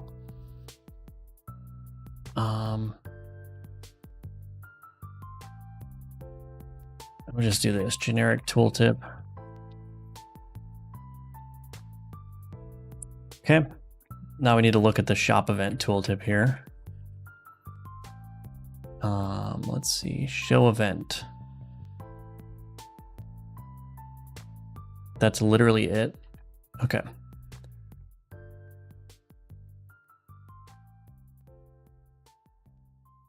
Generic tooltip.set header. Let's just do this.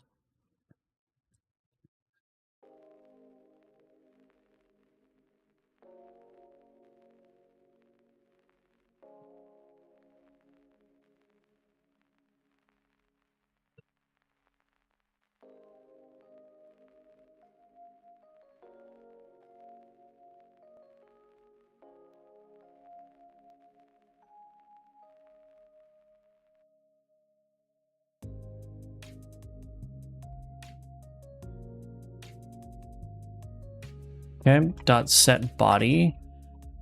Oh, I don't need to set the body actually. Get rid of all this. So we do need to show the purchase. So this may be the situation where I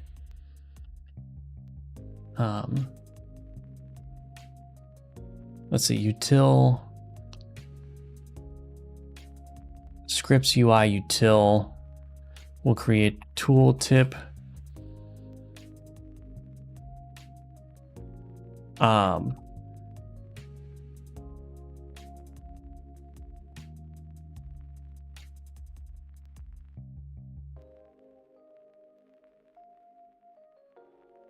Tooltip components.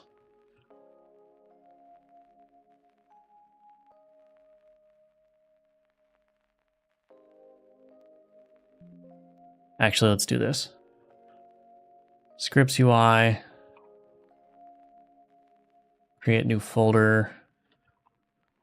Tooltip components.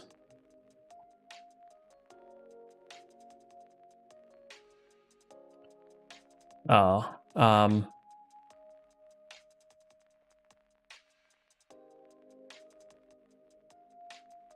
don't know. We'll just call it tooltip component helper. Namespace game.ui.tooltip components.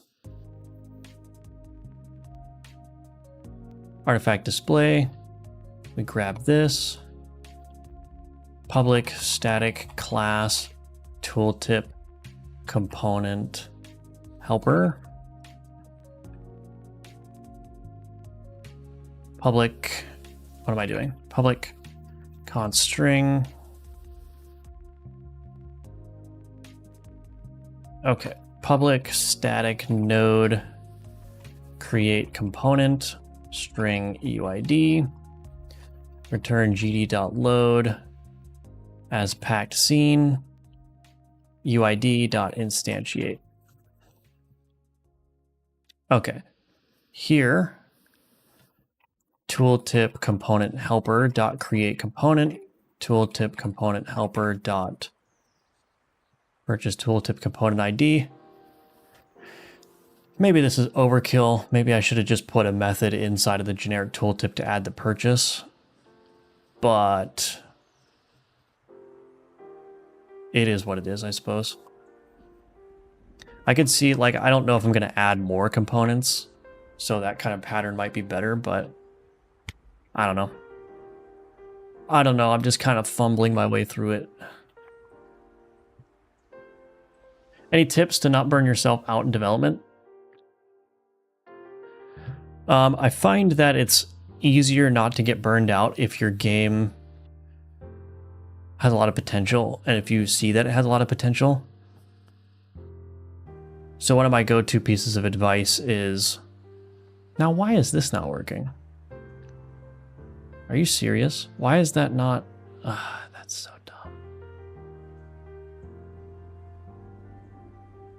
dumb. One of my go-to pieces of advice of, like, if you're finding it difficult to work on your game, or you're not motivated to work on your game, that may be a signal that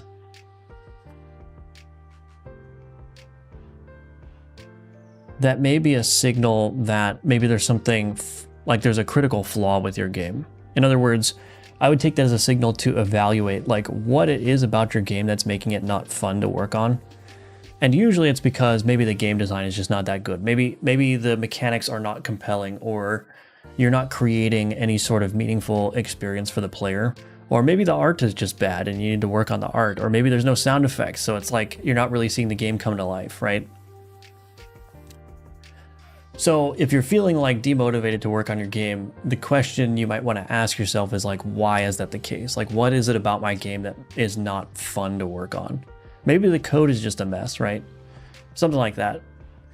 So like, I don't really usually have problems getting the motivation or the inspiration to work on Alka Mortis because I feel like it has a lot of potential and it does look good and it does sound good, and like everything that I add to it makes the game noticeably better. And so being on that kind of trajectory makes it really easy to work on the game because it's like, it's improving. It's already good, but it's improving the more time I put into it. And so the only thing standing between, you know, me and Alka Mortis being a really good game is just putting in that effort to make it better and better and better. But if you're not at a stage in development where you're like seeing anything good about your game and it's not fun to work on because you feel like your efforts are just being wasted, then yeah, you might need to just take a hard look at it and say like, what is it about this game that isn't working? Like, what is it about this game that makes it not fun to work on? So that'd be my main thing. See, I think a lot of people confuse burnout with just like not having fun with it, right? Just because you're not having fun with your game doesn't mean that you're burnt out. It might just be because your project is just not fun to work on. Like, nobody wants to do something that's not fun, especially when you don't have to do it, right? So anyway, that would be my advice to you. Because I've definitely felt that before, and almost 100% of the time, the reason I don't want to work on the game is because there's just something fundamentally wrong with it. That's usually the case. Let's see. I grabbed your C# course in Udemy because I also prefer C#. Glad to find someone who has great knowledge of both Godot and C#. Very good at teaching. Thank you. Appreciate that. A teaser. Sorry, I don't know if I pronounced that correctly, but thank you for the Prime subscription as well. That's very generous. Thank you. In your game development journey, how much time do you spend with family and friends per week? Oh, I spend a good amount. I mean, you know, my wife obviously lives with me, so I spend a good chunk of time with her. Usually weekends are the time for friends and family. I don't usually have a whole lot of time to work on the game on Sundays because, you know, I'm spending time with my wife or friends or all of the above. But yeah. Hello, I'm Indios. Just love your game. Thank you. I appreciate that. Thank you. Operation 14.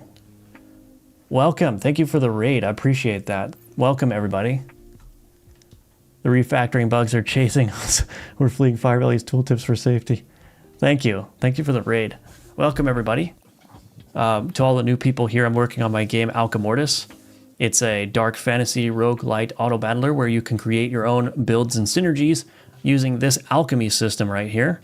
You can just mix and match cards, throw them into the pot. They get all their abilities scrambled up, and you can essentially just make whatever builds you want with that. There is a Steam page if you want to check it out. If you want to wishlist it, I'd appreciate that. But what we're working on right now is doing some tooltip work. Currently struggling with my text bleeding out of the tooltip here. So that's not good. I really don't know why that's happening. Let's see. Header label. So I have this situation with the body label closed, and then this becomes shrunk upon. Max health increase. Why does that happen? Do I also need to set this to custom maximum size? I'm trying to use the new custom maximum size property in Godot 4.7, but that is not creating the intended result.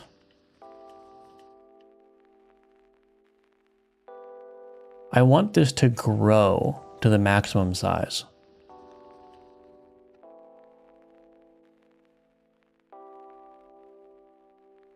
Oh, maybe if I put the custom maximum size here. No, that didn't do it.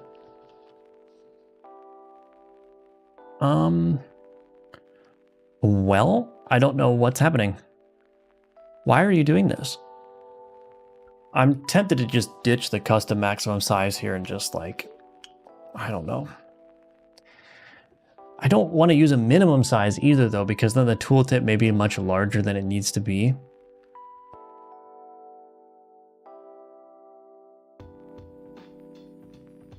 Why is this happening?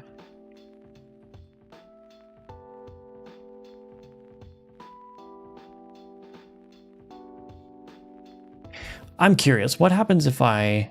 No, this is a panel container, so... Okay, let me just try something. If I wrap this in a container... let's see, let's make this... full. This panel container, we'll just do... shrink begin, shrink begin.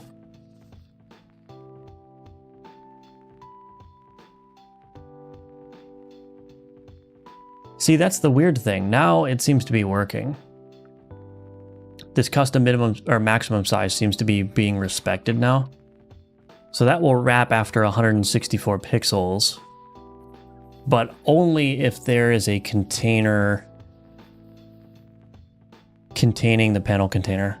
If I just put the panel container here as a direct child of the canvas layer, then it can do this. That doesn't seem right to me. I wonder if there's a... Is there a way to fix this myself? Let's see. Let's see. Let's take a look at the docs. Get combined what? I do want to get bound minimum size. Returns the bound value of get combined minimum size by get combined maximum size. If value is true. If the combined minimum size is 100 by 100 and the combined maximum size is 50 150, the bound minimum size will be...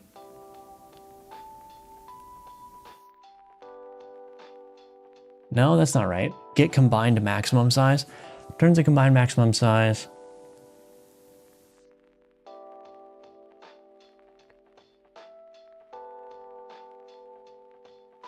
I don't think that's going to work. Anyway, color palette is good. You like it? Hello, better lake than never. Love the art style too. Thank you. Looks really cool. Thank you. I appreciate that. The tweeners are so satisfying. Is the max container size? Yeah. Yeah, the max container size. Are you all right with backseating? Yeah, feel free to put your suggestions and ideas in there. No, that's all right. Thank you again for the raid. I appreciate that. Ask Claude. Yeah, I could. You can always suggest things. Yes, you can. Thank you. I appreciate that. Operation 14. Thank you. Thank you. Why is this not working? Moment. Yeah. There's something weird with how the custom maximum size is working. I really do think that maybe this is a bug.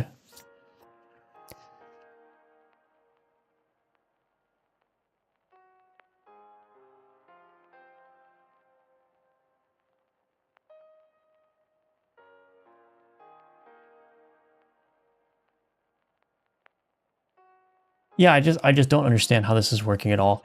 So I have a custom maximum size set to 164. And if I update this size by like adding a character or removing a character, it changes the size, right?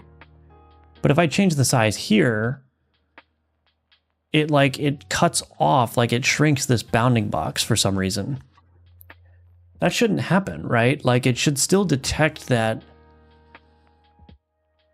What happens if I turn wrapping off? So if I turn wrapping off, it works. Word smart, word arbitrary. So if I have any auto wrap mode, it will break. So auto wrap with the custom maximum size does not work unless I throw this into its own container as well. That's a little bit unfortunate.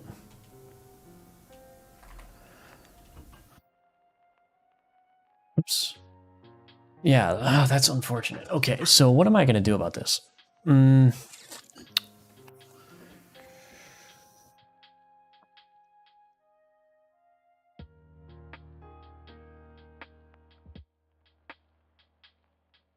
So fundamentally, it's because I'm setting the control size to vector 2.0 here. And what this is designed to do is, again, to shrink that container down to the smallest size that it can possibly be. But that's not playing nice with the maximum size. So what happens if I do control get bound minimum size? Maybe we'll try that.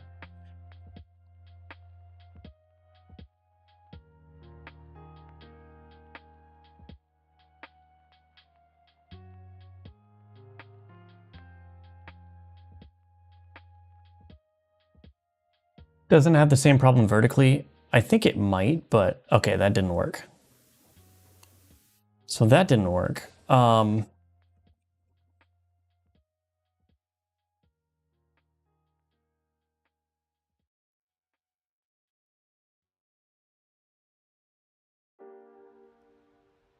Combined minimum size is not going to work either. Can you set up a tool that sets the minimum size dynamically based on the label size? Yeah, I can, but I don't want to do that, right? I don't want to be setting sizes myself in code if I can help it. I want everything to be just automatically calculated from the containers and all that stuff. Also, a little pop-up to show what message you're currently reading is hella smart. Yeah, thank you. It's called Social Stream Ninja. I like it. It allows me to keep the whatever I'm responding to in context. Maximum size. What happens if I do clip contents? That will probably just clip the text. Yeah, so. Oh, is it because it has this custom minimum size here? Wait a minute. Does this work now? Oh, I see. Okay. So the custom maximum, so okay. It was because I had a custom minimum size set here. Custom maximum size there. I don't want clip contents here. I think there's maybe just not a way for me to do this. Wait, where's... Uh-oh, I forgot what I changed. Here we go.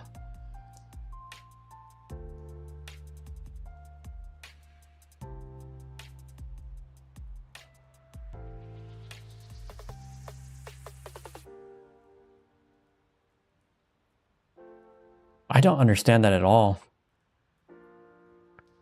If I get rid of the custom maximum size,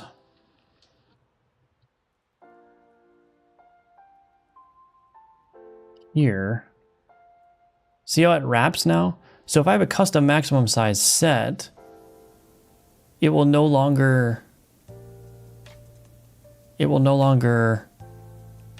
dynamically change. That, honestly, that doesn't seem right to me. That seems like a bug. What I would expect to happen is that this would retain its behavior with respect to shrinking, but as it grows, it just wouldn't grow past a certain point. Wonder if I could do something tricksy here.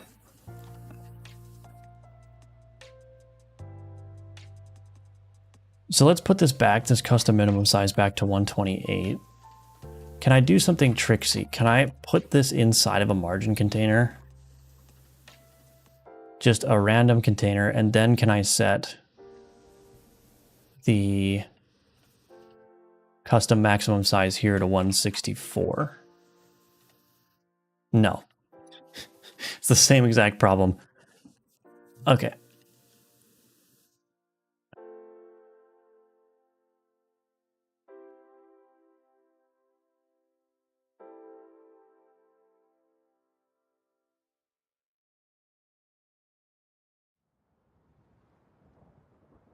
What happens if I turn off propagate maximum size?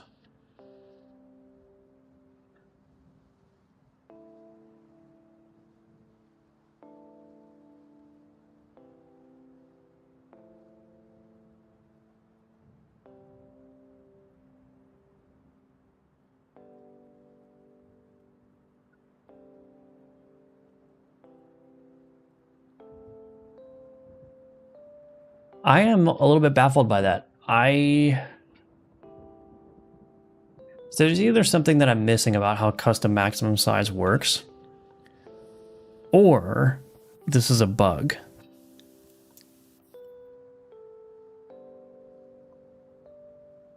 Because here's how I feel about it, right? If I don't have a custom maximum size set,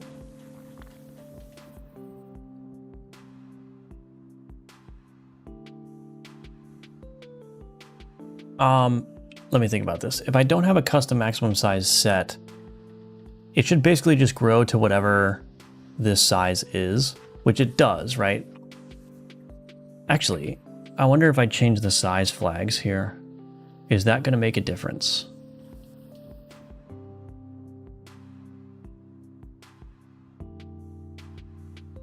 Shrink begin. Oh no.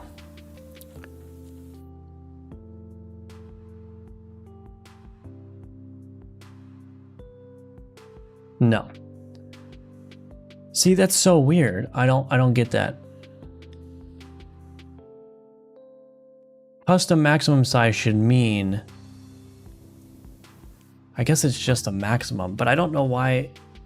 If I turn the custom maximum size off, so if I keep this as fill and I turn off this custom maximum size. Wait, what did I just change? Hold on a second.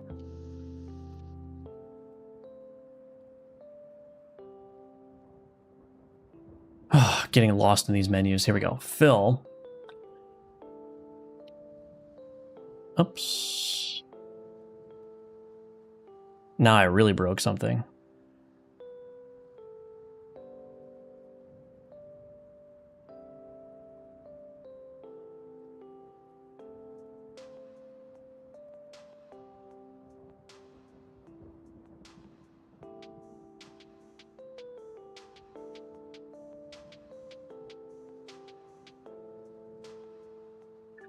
See, that causes it to grow.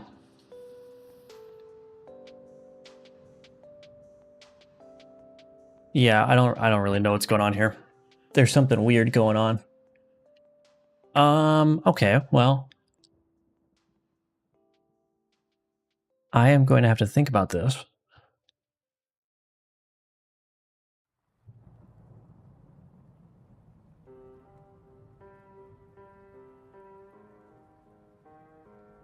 Wait a minute, what if I just put the custom maximum size here? Instead of on the label. Is that gonna work now? Okay. So if I just set the minimum maximum size on this root container here, will that give me what I want? Maybe it will. Put the body label back. Okay, let's see what happens. Might be wrong, but I think control nodes that aren't derived from container don't propagate bounds up to their parents, which is weird because I swear it used to. Interesting. Yeah, maybe.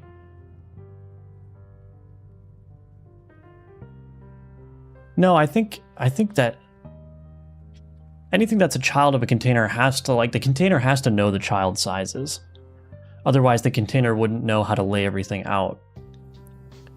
It's something specific with the container maximum size, but anyway, this is working now. So I guess it's just unintuitive how that works. I was trying to set a custom maximum size on the header label. Because, like, I mean, am I wrong for thinking this, right? So I'm thinking, okay, well, if I set a custom maximum size on the label, what that means is that the label should be able to expand and grow this, right? Until it hits that maximum size, and then it will wrap. But the problem is that custom maximum size was not being used when this panel gets shrunk down to the smallest size it can be. So it was actually like not accounting for that max size bounding box for some reason. But I mean, that's fixed by just saying here, you know, custom minimum, custom maximum, put that on the same element. And now we're good, I think. That still seems unintuitive. Like, that's not how I would expect that to work. So I'm still not sure if that's a bug or not, because this is a brand new feature, you know, but yeah, anyway, the point now is that it's not going outside the bounds anymore. So we're good. That of the label isn't calculating its bounds correctly or doing anything specific to the glyphs. I am not, no. But I found a workaround. I think it works. It works now. So we're good. Yeah, thank you, Amir. Thank you, Snupbill, for the IDR 10,000. Very much appreciate that, as always. Thank you, thank you. We got it. We got it. Better late than never. We did it. Oh, I want to actually, before I do anything, I want to set this back to vector 2.0. Let me just make sure I didn't break anything in here. Shop container. Right, so can I remove this shop event tooltip now? Shop container. Oh, that's annoying. Shop container, shop event tooltip here.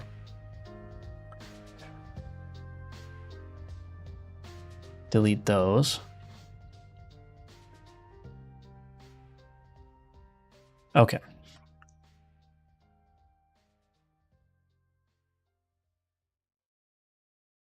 I love deleting code. The only thing more satisfying than writing code is deleting it.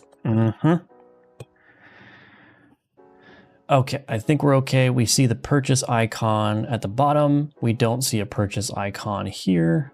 We see purchase there. Helm of Jeffrey the Great. Purchase that. Excellent. And grab all these. Make sure I didn't break anything. Okay. We are good. Okay. I'm going to end the stream there, though. Thank you all for watching. Thank you for being here. Been streaming for 2 hours, so that's what? We did 5 hours of streaming today. That's pretty good. That's pretty good. But for all the new people here, thanks for watching. Appreciate you being here. You can wishlist Alchemortis on Steam. Again, it's a dark fantasy roguelite auto battler where you can use alchemy to create your own synergies. So if that sounds interesting, consider wishlisting the game. I'll also be doing a playtest at some point in the future. We just finished a playtest, but in a couple months or so, I'll be doing a playtest. So if you want to try the game, you can join the Discord, follow along with the development. I stream every day at 10 a.m. Eastern, and sometimes I stream in the afternoon or the evening, which is what I was doing just now. So yeah, thank you all for watching. Thank you for being here. Hope you have a great evening, and I'll be back at it tomorrow at 10 a.m. Eastern. So I hope to see you there. All right, take care, and bye-bye for now.